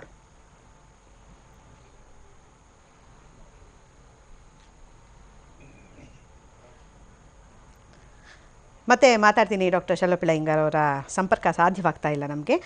ಸೌಮ್ಯಜಿಯವರೇ, ತಾವು ಹೇಳಿ ಸರ್, ಇವಾಗ ನೋಡಿ ತಿಮ್ಮಪ್ಪನ ವಿಗ್ರಹ ಸಾಲಿಗ್ರಾಮದ್ದು, ಆಮೇಲೆ ಸಾಲಿಗ್ರಾಮದ ಮಹತ್ವದ ಬಗ್ಗೆ ಹೇಳ್ತಾ ಇದ್ರಿ, ಪ್ರತಿನಿತ್ಯ ಅಭಿಷೇಕ ಆಗಬೇಕು ಅಂತ, ವಾದಿರಾಜರು ಫಸ್ಟ್ ಹಾರವನ್ನು ಕೊಟ್ಟಿರೋದು ಅಂತ. ಅಭಿಷೇಕ ಆಗಬೇಕು ಅಂತಕ್ಕಂಥದ್ದು ಆಗಮಶಾಸ್ತ್ರ ವೇದಶಾಸ್ತ್ರ ಇರತಕ್ಕಂಥ ಪದ್ಧತಿ. ಆದರೆ ಸಾಲಿಗ್ರಾಮ ಇದ್ರೇನೆ ಆ ಮನೆಗೆ ಒಂದು ದೊಡ್ಡದಾದ ಬಲ, ದೈವಿಕ ಶಕ್ತಿಯಲ್ಲಿ ಅಂತ. ಆಗಲೇ ನಮ್ಮ ಹಿರಿಯ ಮಿತ್ರರು ಹೇಳಿದ ಹಾಗೆ ಸಾಲಿಗ್ರಾಮದಿಂದ ಬರ್ತಕ್ಕಂಥದ್ದು ಮಾತ್ರವೇ ತೀರ್ಥದ ಯೋಗ್ಯತೆ. ಇನ್ನುಳಿದ ಯಾವುದೋ ಒಂದು ಶಿಲೆಗೆ ಅಥವಾ ಇನ್ಯಾವುದೋ ಒಂದು ವಿಗ್ರಹಕ್ಕೆ ಅಭಿಷೇಕ ಮಾಡಿದರೆ ಅಲ್ಲೊಂದು ಸಾಲಿಗ್ರಾಮ ಇಲ್ಲದೆ ಇದ್ದರೆ, ಅದರಲ್ಲೂ ಮುಖ್ಯವಾಗಿ ಶೈವಾಲಯಗಳನ್ನು, ಈಶ್ವರ ದೇವಸ್ಥಾನಗಳನ್ನು ಗಮನಿಸಿದರೆ, ಈಶ್ವರ ದೇವಸ್ಥಾನದಲ್ಲಿ ನೇರವಾಗಿ ತೀರ್ಥ ತಗೊಳ್ಳೋದಿಲ್ಲ. ಈಶ್ವರನಿಗೆ ಮಾಡಿರ್ತಕ್ಕಂಥ ಅಭಿಷೇಕ ಅಲ್ಲಿ ವಿಷ್ಣು ಸಾಲಿಗ್ರಾಮ ಒಂದು ಇರಲೇಬೇಕು. ದೊಡ್ಡ ದೊಡ್ಡ ಈಶ್ವರನ ಲಿಂಗ ಇದ್ದರೂ ಕೂಡ ಅಲ್ಲಿ ಒಂದು ವಿಷ್ಣು ಸಾಲಿಗ್ರಾಮ ಈ ಥರದ್ದು ಏನೋ ಒಂದು ಅಲ್ಲಿ ಇರ್ತಾರೆ. ಆಗಲೇ ಆ ಅಭಿಷೇಕ, ಈಶ್ವರನಿಗೆ ಮಾಡಿದ ಅಭಿಷೇಕ ಮತ್ತು ಇದಕ್ಕೆ ಸೇರಿದಾಗ ಆ ತೀರ್ಥಕ್ಕೆ ಅಲ್ಲಿ ಅರ್ಹತೆ, ತೀರ್ಥ ಅಂತಕ್ಕಂಥ ಪಾವಿತ್ರತೆಯಲ್ಲಿ ಬರುತ್ತೆ ಅಂತಕ್ಕಂಥದ್ದು ಒಂದು ಪದ್ಧತಿ, ಪರಂಪರೆ. ಆದರೆ ಸಾಲಿಗ್ರಾಮ 10 ವಿಧ ಅಂತ ಆಗಲೇ ಬೇಕಾದಷ್ಟು ವಿಧ ಇದೆ ಅಂತ ಹೇಳಿದೆ ಆಗ್ಲೇ. ಅದರಲ್ಲಿ ಮುಖ್ಯವಾಗಿ ಸಾಲಿಗ್ರಾಮದ ಆಭರಣ ಮಾಡ್ತಕ್ಕಂಥದ್ದು ಬಹಳ ವಿಶೇಷವಾದಂಥದ್ದು. ಅದರಲ್ಲೂ ಸುವರ್ಣ ಸಾಲಿಗ್ರಾಮ, ಸುವರ್ಣ ಮತ್ತು ವಜ್ರಖಚಿತವಾದಂತಹ ಆಭರಣ ಸುವರ್ಣ ಸಾಲಿಗ್ರಾಮ ಸಹಿತವಾಗಿ ಮಾಡಿದರೆ ಅತ್ಯಂತ ಪವಿತ್ರವಾದಂಥದ್ದು ಮತ್ತು ಬಹಳ ಶಕ್ತಿ ಇರತಕ್ಕಂಥದ್ದು. ಆ ಶಕ್ತಿ ವರ್ಣಿಸಲಿಕ್ಕೆ ಪದಗಳು ಸಿಗೋದೇ ಇಲ್ಲ, ಅಂಥ ಪವಿತ್ರವಾದಂಥದ್ದು. ಕೇವಲ ತಿರುಪತಿ ಅಲ್ಲದೆ ಇನ್ನೂ 4-6 ಕಡೆಗಳಲ್ಲಿ ಸಾಲಿಗ್ರಾಮದ ಹಾರ ಇರತಕ್ಕಂತಹ ದೇವಾಲಯಗಳು ನಮ್ಮ ಭಾರತದಲ್ಲಿ ಉಂಟು. ದಕ್ಷಿಣ ಭಾರತದಲ್ಲಿ ಅದರಲ್ಲೂ ಮುಖ್ಯವಾಗಿ ದಕ್ಷಿಣ ಭಾರತದಲ್ಲಿ ಬಹುತೇಕ ಮನೆಗಳಲ್ಲಿ ಪಂಚಾಯತನ ಪೂಜಾ ಅಂತ ಮಾಡ್ತಾರೆ. 5 ದೇವತೆಗಳನ್ನು ಕುರಿತು ಏಕಕಾಲದಲ್ಲಿ ಪೂಜೆ ಮಾಡ್ತಕ್ಕಂಥ ಪಂಚಾಯತನ ಪೂಜೆ ಅಂತ ಮನೆಗಳಲ್ಲಿ ಮಾಡ್ತಕ್ಕಂಥದ್ದು. ಆದಿತ್ಯ, ಅಂಬಿಕಾ, ವಿಷ್ಣು, ಗಣಪತಿ, ಮಹೇಶ್ವರ. ಆದಿತ್ಯ ಅಂದರೆ ಸೂರ್ಯ, ದೇವಿ, ವಿಷ್ಣು, ಗಣಪತಿ ಮತ್ತು ಈಶ್ವರ. ಅದರಲ್ಲಿ ಸಾಲಿಗ್ರಾಮ ರೂಪಿ ಪಂಚಾಯತನಕ್ಕೆ ವಿಶೇಷವಾದಂಥ ಮಹತ್ವ. ಅಲ್ಲೇನು ಅಂದರೆ ಆ ಪಂಚಾಯತನ ಪೂಜೆ ಸಾಲಿಗ್ರಾಮ ಇಲ್ಲದೇ ಪೂರ್ಣ ಆಗೋದೇ ಇಲ್ಲ. ನಿತ್ಯ ಮನೆ ಪೂಜೆನೂ ಕೂಡ ಸಾಲಿಗ್ರಾಮ ಇಲ್ಲದೆ ಇರತಕ್ಕಂಥ ಪೂಜೆ, ವೇದೋಕ್ತವಾದ ಪೂಜೆ ಸಾಧ್ಯವಿಲ್ಲ. ಸಾಲಿಗ್ರಾಮ ಇದ್ದಾಗಲೇ ವೇದೋಕ್ತವಾದಂಥ ಪೂಜೆಗೆ ಮಹತ್ವ ಮತ್ತು ಅದು ಸಾಧ್ಯವಾಗ್ತಕ್ಕಂಥದ್ದು. ಸಾಲಿಗ್ರಾಮದ ತೀರ್ಥದಿಂದ ಬುದ್ಧಿ ಬೆಳವಣಿಗೆ, ತೇಜಸ್ಸು, ವರ್ಚಸ್ಸು, ಅಭಿವೃದ್ಧಿಗೆ ಪ್ರೇರಕ ಅಂತಕ್ಕಂಥದ್ದು ಹಿರಿಯರು ಕಂಡುಕೊಂಡಂಥದ್ದು. ಅದಕ್ಕಾಗಿ ಸಾಲಿಗ್ರಾಮಕ್ಕೆ ಅಷ್ಟು ಮಹತ್ವ ಕೊಟ್ಟಿದೆ ನಮ್ಮಲ್ಲಿ. ಇದು ಹಿಮಾಲಯದಲ್ಲಿ ತಪ್ಪಲಲ್ಲಿ ಸಿಗ್ತಕ್ಕಂಥದ್ದು ಅಂತ ಹೇಳಿದ್ರೆ ಗಂಡಕಿ ನದಿಯಲ್ಲಿ ಮಾತ್ರ. ಈಗೆಲ್ಲ ಎಷ್ಟೆಷ್ಟೋ ಜನ ಯಾರ್ಯಾರೋ ಸಾಲಿಗ್ರಾಮ ಅಂತ ತಗೊಂಡು ಬರ್ತಾರೆ, ಅದೆಲ್ಲ ಒರಿಜಿನಲ್ ಸಾಲಿಗ್ರಾಮ ಆಗಿರೋದಿಲ್ಲ. ಒರಿಜಿನಲ್ ಅಂತಂದರೆ ಹಿಮಾಲಯ ತಪ್ಪಲಿನಲ್ಲಿರ್ತಕ್ಕಂಥ ಈಗಿನ ನೇಪಾಳ ಪ್ರಾಂತ್ಯದಲ್ಲಿ ಹರಿತಕ್ಕಂತಹ ಗಂಡಕಿ ನದಿಯಲ್ಲಿ, ಅದು ಕೂಡ ಎಲ್ಲರಿಗೂ ಸಿಗೋದಿಲ್ಲ. ಈಗ ನಾವ್ಯಾರೋ ಬೇಕು ಅಂತಂದು ಹೋದ ಮಾತ್ರ ಸಿಗೋದಿಲ್ಲ. ಅದಕ್ಕೂ ಕೂಡ ಲಭ್ಯತೆ ಆ ಭಗವಂತನ ಮಹಾವಿಷ್ಣುವಿನ ಅನುಗ್ರಹ ಇದ್ದಾಗ ಮಾತ್ರವೇ ಅಂಥವ್ರಿಗೆ ಅಲ್ಲಿ ಸ್ನಾನಕ್ಕೋ ಅಥವಾ ಇನ್ಯಾವುದಕ್ಕೂ ಕೈ ಹಾಕಿದಾಗ ಸಾಲಿಗ್ರಾಮ ಸಿಗುತ್ತೆ ಅಂತಕ್ಕಂಥದ್ದು ನಮ್ಮ ಹಿರಿಯರು ಹೇಳ್ತಾ ಇದ್ದಂಥದ್ದು ಅಲ್ವಾ? ಖಂಡಿತ ಹೌದು. ಸರಿ, ಹಾರ ನಾಗರಾಜಾಚಾರ್ಯ ಅವರು, ಈಗ ನೋಡಿ ಸಾಲಿಗ್ರಾಮ ಶಿಲೆ ಅಂತ ಬಂದಾಗ ತಿರುಪತಿ ತಿಮ್ಮಪ್ಪನ ಸಾಲಿಗ್ರಾಮ ಶಿಲೆ, ಸಾಲಿಗ್ರಾಮ ಹಾರವನ್ನು ಹಾಕೋದು ನೋಡಿ. ಸಾಲಿಗ್ರಾಮ ಶಿಲೆ ಅನ್ನುವಂಥದ್ದು ಎಲ್ಲೆಲ್ಲಿರುತ್ತೋ ಅಲ್ಲಿ ಹೆಚ್ಚು ದೈವಿ ಆಕರ್ಷಣೆ ಇರುತ್ತೆ, ಹೆಚ್ಚಾಗಿ ಭಕ್ತರನ್ನು ಸೆಳೆಯುತ್ತೆ, ಮತ್ತು ಅಲ್ಲಿ ಹೆಚ್ಚು ಪೂಜೆ ಪುರಸ್ಕಾರಗಳು ನಡೆಯುತ್ತೆ. ಅದು ತುಂಬ ಪ್ರಸಿದ್ಧವಾದಂಥ ಕ್ಷೇತ್ರವಾಗುತ್ತೆ ಅಂತ ಹೇಳಲಾಗುತ್ತೆ. ಏನಕ್ಕೆ ಅಂದರೆ ಸಾಲಿಗ್ರಾಮ ಶಿಲೆಗೂ ಆ ದೇವಸ್ಥಾನಕ್ಕೂ ಆಕರ್ಷಣೆ ಅನ್ನುವಂಥದ್ದು ಬರೋದಕ್ಕೂ, ಭಕ್ತರ ಸಂಖ್ಯೆ ಹೆಚ್ಚಾಗೋದಕ್ಕೂ, ಪ್ರಸಿದ್ಧ ಕ್ಷೇತ್ರಗಳಾಗೋಕ್ಕೂ ಏನು ಸಂಬಂಧ ಅಂತ? ಇದಕ್ಕೆ ಕಾರಣ ಅಂತಂದರೆ ಸಾಮಾನ್ಯವಾಗಿ ಸರ್ವೋತ್ತಮನಾದಂಥ ಭಗವಂತ ಹರಿ ಎಲ್ರಿಗೂ ಆಕರ್ಷಣೆ, ಎಲ್ಲರೂ ಆಕರ್ಷಣೆ ಮಾಡುವಂಥ ಮಹಾನ್ ಭಾವ. ಹಿಂದೆ ಸ್ವತಃ ಗಂಡಕಿ ಅಂಥೇಳಿ ಒಬ್ಬ ಮಹಾದೇವಿ, ಆಕೆ 100 ವರ್ಷ ತಪಸ್ಸು ಮಾಡ್ತಾಳೆ, ಕಠೋರ ತಪಸ್ಸು ಮಾಡ್ತಾಳೆ. ಬರೀ ಒಣಗಿದ ಎಲೆ ತಿಂದುಕೊಂಡು, ಬರೀ ಗಾಳಿಯನ್ನು ವಾಯುವನ್ನು ಅಬಕಣೆ ಮಾಡಿಕೊಂಡು ಕಠೋರ ತಪಸ್ಸು, ವಿಷ್ಣು ಕೂಡ ತಪಸ್ಸು ಮಾಡ್ತಾಳೆ. ಕಡೆಗೆ ವಿಷ್ಣು ಕೇಳ್ತಾನೆ, ಯಾಕೆ ಇಷ್ಟು ಕಠೋರ ತಪಸ್ಸು ಮಾಡ್ತಿದ್ದಿ, ಏನಾಗಬೇಕು ಅಂದಾಗ ಅವಳನ್ನು ಪ್ರಾರ್ಥನೆ ಮಾಡ್ಕೋತಾಳೆ, ನೀನು ನನ್ನ ಗರ್ಭದಲ್ಲಿ ಪ್ರವೇಶ ಮಾಡು, ನನ್ನ ಮಗನಾಗಿ ಹುಟ್ಟು ಅಂಥೇಳಿ ಪ್ರಾರ್ಥನೆ ಮಾಡ್ಕೋತಾಳೆ. ಆಗ ವಿಷ್ಣು ಮುಗುಳ್ನಾಗೆ ನಗುತ್ತಾನೆ, ಆಗಲಿ ನಿನ್ನ ಇಷ್ಟದಂತೆ ನಾನು ನಿನಗೆ ಆ ವರ ಕೊಟ್ಟಿದ್ದೀನಿ ಅಂಥೇಳಿ ಆ ಗಂಡಕೆನೇ ನದಿ ಆಗಿಬಿಡ್ತಾಳೆ. ಆ ಗಂಡಕೆ ನದಿ ಆಗ್ತಾಳೆ. ಆ ನದಿಯಲ್ಲಿ ಶಿಲಾರೂಪದಲ್ಲಿ ವಿಷ್ಣು ಸೇರ್ಕೊಳ್ತಾನೆ. ಹೀಗಾಗಿ ಇದಕ್ಕೆ ಆಕರ್ಷಣೆ ಜಾಸ್ತಿ. ಇಲ್ಲಿ ಏನು ಉಲ್ಲೇಖ ಮಾಡ್ತಾರೆ ಅಂದರೆ, ಪ್ರಮೇಯ ರತ್ನಾಕರ ಅಂತ ಒಂದು ಗ್ರಂಥ ಇದೆ, ಅಲ್ಲಿ ಉಲ್ಲೇಖ ಮಾಡ್ತಾರೆ, ಸಾಲಿಗ್ರಾಮದಲ್ಲಿ ವಿಷ್ಣುವಿನ 5535 ರೂಪಗಳಿರುತ್ತೆ. ಸಾಲಿಗ್ರಾಮದಲ್ಲಿ 5535 ರೂಪಗಳು. ಸಾಮಾನ್ಯ ಮೂರ್ತಿಗಳಲ್ಲಿ ಕೇವಲ 513 ರೂಪ ಇರುತ್ತಷ್ಟೆ. ಭಗವಂತನ ಸಾಮಾನ್ಯ ಮೂರ್ತಿಗಳಲ್ಲೂ ಭಗವಂತನ ಸನ್ನಿಧಾನ ಇರುತ್ತೆ. ಎಷ್ಟಿರುತ್ತೆ ಅಂದರೆ ನೋಡಿ, ದಿಸ್ ಈಸ್ ದಿ ರೇಷಿಯೋ. 513 ರೂಪಗಳನ್ನು ಕಾಣ್ತೀವಿ ಸಾಮಾನ್ಯ ಮೂರ್ತಿಗಳಲ್ಲಿ. ಆದರೆ ಸಾಲಿಗ್ರಾಮದಲ್ಲಿ 5535 ಭಗವಂತನ ರೂಪಗಳು ಸನ್ನಿಹಿತವಾಗಿರುತ್ತೆ. ತುಳಸಿಯಿಂದ ಪೂಜಿಸಲ್ಪಟ್ಟಂಥ ಆ ಸಾಲಿಗ್ರಾಮದ ವಿಶೇಷ ಅಂದರೆ ಅದು ಕೆಳಗಡೆ ಬಿದ್ದು ಹೋದರೂ ಭಿನ್ನ ಅನ್ನೋ ಹಾಗಿಲ್ಲ. ಬೇರೆ ಮೂರ್ತಿಗಳು ಕೈ ಏನಾದ್ರು ಹೊಡೆದೋದ್ರೆ, ಕೈ ಏನಾದ್ರು ಬೆರಳು ವ್ಯತ್ಯಾಸ ಆದರೆ ಭಿನ್ನ ಆದರೂ ಪೂಜೆ ಮಾಡೋ ಹಾಗಿಲ್ಲ. ಸಾಲಿಗ್ರಾಮ ಚೂರಾದರೂ ಕೂಡ ಅದಕ್ಕೂ ಅಭಿಷೇಕ ಮಾಡಬಹುದು. ಮತ್ತು ಎರಡನೇದು, ಸಾಲಿಗ್ರಾಮ ಕೇಳೋದು ಏನು ಅಂತಂದರೆ, ಇವನು ತಿಳಿಯಾದಂಥ ಜಲ, ಶುದ್ಧವಾದಂಥ ಜಲ ಏನು ಅವನಿಗೆ ಲಭ್ಯವಾಗುತ್ತೋ ಮನೆಯಲ್ಲಿ, ಆ ಶುದ್ಧವಾದ ಜಲದಲ್ಲಿ ತಾನು ತನ್ಮಯತೆಯಿಂದ ಅಭಿಷೇಕ ಮಾಡಬೇಕು. ತನಗೇನು ಯೋಗ್ಯತೆ ಇದೆ, ವಿಶೇಷವಾಗಿ ತುಳಸಿ ಪೂಜೆ ಮಾಡಬೇಕು. ಸಾಲಿಗ್ರಾಮಕ್ಕೆ ಬಹಳ ಮುಖ್ಯವಾಗಿ ತುಳಸಿ. ಸಾಲಿಗ್ರಾಮ ಅಭಿಷೇಕ ಮಾಡೋದ್ರಲ್ಲಿ ಅದನ್ನು ಒರೆಸಬೇಕಾದ್ದು ಇಲ್ಲ ಅಂತ ಇದೆ. ಅಂತ ಮಹಾ ಸನ್ನಿಧಾನವನ್ನು ಕೊಡುತ್ತೆ. ಇಡೀ ಮನೆಯಲ್ಲಿ ಶ್ರೇಯೋಭಿವೃದ್ಧಿ ಆಗುತ್ತೆ. ಸಾಮಾನ್ಯವಾಗಿ ಭಗವಂತನ ಪ್ರಸಾದ ಅಂದರೆ ಲೌಕಿಕವಾಗಿ ಚಿಂತನೆ ಮಾಡಬಾರ್ದು. ನಾವು ಪಾರಮಾರ್ಥಿಕ ಚಿಂತನೆ ಮಾಡಿದಾಗ ಅವನೇನೇನು ಅಪೇಕ್ಷೆ ಪಡ್ತಾನೆ ಎಲ್ಲವನ್ನೂ ಭಗವಂತ ಆ ಜೀವಕ್ಕೆ ಉದ್ಧಾರಕ್ಕೆ ಕೊಡ್ತಾನೆ ಅನ್ನೋದು ಶ್ರೇಷ್ಠವಾದಂಥ ವಿಚಾರ. ನಿಜವಾದ ಸತ್ಕಾರ್ಯ ಮಾಡಿದ್ದಾರೆ. ಸರಿ ಡಾಕ್ಟರ್ ಶೆಲ್ಲಪಿಳ್ಳಿ ಅಯ್ಯಂಗಾರ್ ಅವರು ಈಗ ಸಂಪರ್ಕಕ್ಕೆ ಸಾಧ್ಯವಾಗಿದ್ದಾರೆ. ನಮಸ್ಕಾರ ಡಾಕ್ಟರ್ ಶೆಲ್ಲಪಿಳ್ಳಿ ಅಯ್ಯಂಗಾರ್ ಅವರೇ. ಈ ಸಾಲಿಗ್ರಾಮ ಅನ್ನುವಂಥದ್ರಲ್ಲಿ ಏನೇನು ಶಕ್ತಿಗಳು ಅಡಕವಾಗಿದೆ ಅಂತ ಹೇಳ್ತೀರಾ ಸರ್?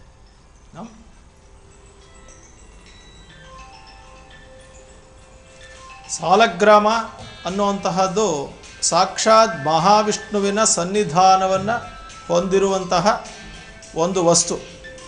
ಅದನ್ನು ವಿಜ್ಞಾನದ ಪ್ರಕಾರ ನಾವು ಅಮೋನೈಟ್ ಅಂತ ಕರಿತೀವಿ. ಈ ಅಮೋನೈಟ್ ಅನ್ನುವಂಥದ್ದು ಒಂದು ಪಳೆಯುಳಿಕೆ ಶಿಲೆ.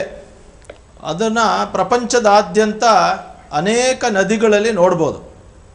ಅಮೇರಿಕಾದಲ್ಲೂ ಕೂಡ ಸಿಗುತ್ತೆ, ಅದನ್ನು ಸಂಗ್ರಹಿಸ್ತಾರೆ, ಬೇರೆ ಬೇರೆ ಜಾಗದಲ್ಲಿ ಸಿಗುತ್ತೆ. ಆದರೆ ಗಂಡಕಿ ನದಿಯಲ್ಲಿ ಸಿಗುವಂತಹ ಕೃಷ್ಣ ಸಾಲಗ್ರಾಮ ಮತ್ತು ಸುದರ್ಶನ ಚಕ್ರ ಸಹಿತವಾದ ಸಾಲಗ್ರಾಮವನ್ನು ಮಾತ್ರ ನಾವು ಪೂಜೆಯನ್ನು ಮಾಡುವಂತಹದನ್ನು ಅಭ್ಯಾಸದಲ್ಲಿ ಇಟ್ಟಿದ್ದೀವಿ. ಯಾಕೆ ಅಂತ ಕೇಳಿದ್ರೆ, ಇದರ ಮಹಾತ್ಮೆಯ ಬಗ್ಗೆ ಮಹಾಭಾರತ ವನಪರ್ವ ಅಧ್ಯಾಯ 114, ಹಾಗೆಯೇ ಮಹಾಭಾರತದ ಭೀಷ್ಮ ಪರ್ವ, ಮಹಾಭಾರತದ ಸಭಾಪರ್ವ, ಇಲ್ಲೆಲ್ಲ ಇದರ ವೈಭವವನ್ನು ಹೇಳಲಾಗಿದೆ. ಸಾಕ್ಷಾತ್ ಪಾಂಡವರೂ ಕೂಡ ಗಿರಿವಜ್ರಕ್ಕೆ ಹೋದಾಗ ಗಂಡಕಿ ನದಿಯನ್ನು ಅತ್ಯಂತ ಪವಿತ್ರವಾಗಿ ನೋಡಿದ್ರು, ಅಲ್ಲಿದ್ದ ಸಾಲಗ್ರಾಮಗಳನ್ನು ಸಂಗ್ರಹಿಸಿದ್ರು ಅಂತ ಬರ್ತದೆ. ಅದು ಅಲ್ಲದೆ ಐತಿಹಾಸಿಕವಾಗಿ ನಾವು ನೋಡೋದಾದರೆ ಅತ್ಯಂತ ಪ್ರಾಚೀನ ಉಲ್ಲೇಖ ನಮಗೆ ಕಂಡು ಬರೋದು ಕ್ರಿಸ್ತನಿಗೆ ಮುಂಚೆ, ಅಂದರೆ BC 202ನೇ ಶತಮಾನದಲ್ಲಿ ಒಂದು ಉಲ್ಲೇಖ ಬರ್ತದೆ. ಆ ಸಮಯದಲ್ಲೇ ವಾಸುದೇವ, ಸಂಕರ್ಷಣ ಅನ್ನುವಂತಹ ಎರಡು ರೀತಿಯ ಸಾಲಿಗ್ರಾಮಗಳನ್ನು ಆರಾಧಿಸ್ತಾ ಇದ್ರು ಅಂತ ಬರ್ತದೆ. ಅದು ಅಲ್ಲದೆ ಮಂದಸೋರ್ ಶಾಸನದಲ್ಲಿ ಕ್ರಿಸ್ತಶಕ 404ರಲ್ಲಿ ನರವರ್ಮ ಅನ್ನೋನು ಈ ರೀತಿಯಾದಂತಹ ಸಾಲಗ್ರಾಮ ಪೂಜೆಯನ್ನು ಮಾಡ್ತಾ ಇದ್ರು ಅಂತ ಬರ್ತದೆ. ಸೊ ಸಾಲಗ್ರಾಮದ ವಿಶೇಷ ಏನು ಅಂದರೆ, ಸಾಕ್ಷಾತ್ ವಿಷ್ಣು ಗಂಡಕಿ ತಪಸ್ಸನ್ನು ಮಾಡಿದಾಗ ನಿನ್ನ ಗರ್ಭದಲ್ಲಿ ನಾನು ಮಗುವಾಗಿ ಹುಟ್ಟುತ್ತೀನಿ ಅಂತ ಹೇಳ್ತಾನೆ.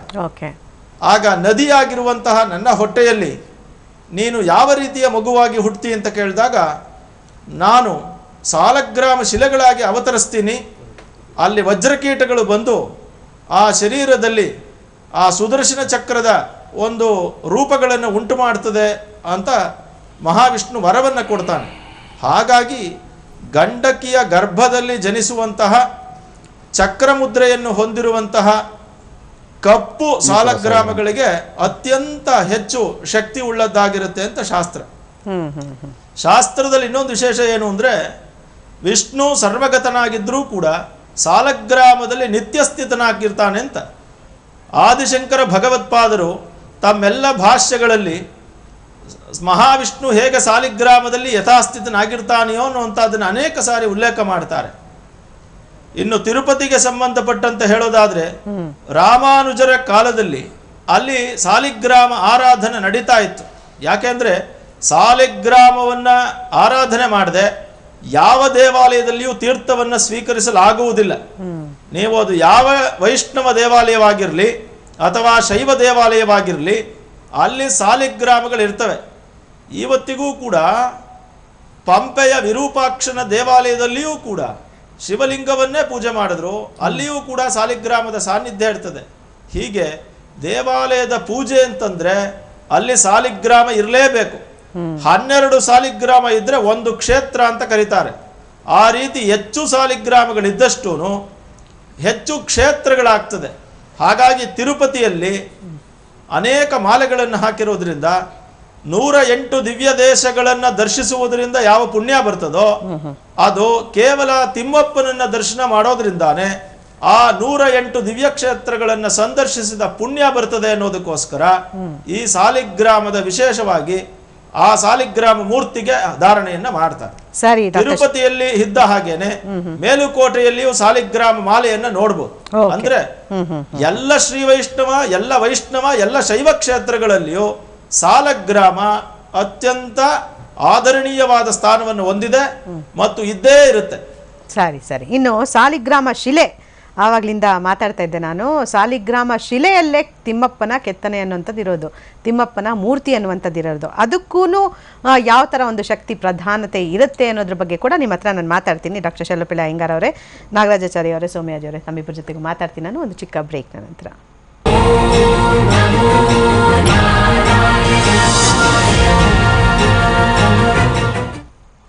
ವಿಶೇಷ ಕಾರ್ಯಕ್ರಮಕ್ಕೆ ಮತ್ತೊಮ್ಮೆ ಸ್ವಾಗತ. ಡಾಕ್ಟರ್ ಶೆಲ್ಲಪಿಳ್ಳ ಅಯ್ಯಂಗಾರ್ ಅವರೇ, ನೀವು ಹೇಳ್ತಾ ಇದ್ರಿ ವಿಷ್ಣುವಿನ ಸಾಕ್ಷಾತ್ ವಿಷ್ಣುವಿನ ರೂಪವೇ ಸಾಲಗ್ರಾಮ ಅನ್ನೋದ್ರ ಬಗ್ಗೆ ಹೇಳ್ತಾ ಇದ್ರಿ. ಇನ್ನು ನೋಡಿ, ಈ ಸಾಲಿಗ್ರಾಮ ಶಿಲೆಗೆ ಜನರನ್ನ ಆಕರ್ಷಣೆ ಮಾಡುವಂಥ ಶಕ್ತಿ ಇರುತ್ತಾ?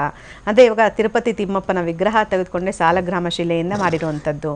ಹೀಗಾಗಿ ಅದನ್ನ ಮರೆಸೋ ಅಂತ ಅಂದ್ರೆ ಅವನ್ನ ನೋಡಿದ ನಂತರ ಮರೆಸೋವಂಥ ಶಕ್ತಿ ಕೂಡ ಇರುತ್ತಾ? ಏನು ಅಂದ್ರೆ ಅದ್ಭುತವಾದಂಥ ಶಕ್ತಿಗಳು ಏನು ಅಡಕವಾಗಿದೆ ಆ ಶಿಲೆಯಲ್ಲಿ ಅಂತ?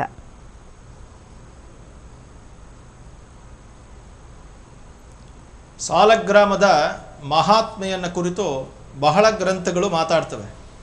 ಸಾಲಗ್ರಾಮದಲ್ಲಿ ಪ್ರಮುಖವಾದದ್ದೇನಪ್ಪ ಅಂತ ಕೇಳಿದ್ರೆ, ಸಾಲಗ್ರಾಮವನ್ನು ಎಲ್ಲಿ ಭಕ್ತಿಯಿಂದ ಪೂಜೆ ಮಾಡ್ತಾ ಇರ್ತಾರೋ ಅದರ 3 ಯೋಜನ ಅಂತಂದರೆ, 1 ಯೋಜನ ಅಂದರೆ 13 ಕಿಲೋಮೀಟರ್, 3 ಯೋಜನ ಅಂತಂದರೆ 13 ಮೂರ್ಲಿ 39, ಅಷ್ಟು ಕಿಲೋಮೀಟರ್ ದೂರಕ್ಕೆ ಪೂರ್ಣವಾಗಿ ಅಷ್ಟು ದೂರಕ್ಕೆ ಒಬ್ಬ ಒಬ್ಬ ಒಬ್ಬ ಪುಣ್ಯವಂತ ಸರಿಯಾದ ಪೂಜೆಯನ್ನು ಮಾಡ್ತಾ ಇದ್ರೆ, ಅಂದರೆ ಒಂದು 40 ಕಿಲೋಮೀಟರ್ ದೂರದಲ್ಲಿ ಯಾವ ದುರ್ಭಿಕ್ಷ ಮತ್ತು ಏನು ಭೂಮಿಯಲ್ಲಿ ಮಳೆ ಇಲ್ಲದೆ ಇರೋದು, ಅನಾವೃಷ್ಟಿ, ಅತಿವೃಷ್ಟಿ ಇತ್ಯಾದಿ ಯಾವ ಸಮಸ್ಯೆಗಳು ಉಂಟಾಗೋದಿಲ್ಲ ಅನ್ನೋದು ಹೇಳ್ತಾರೆ.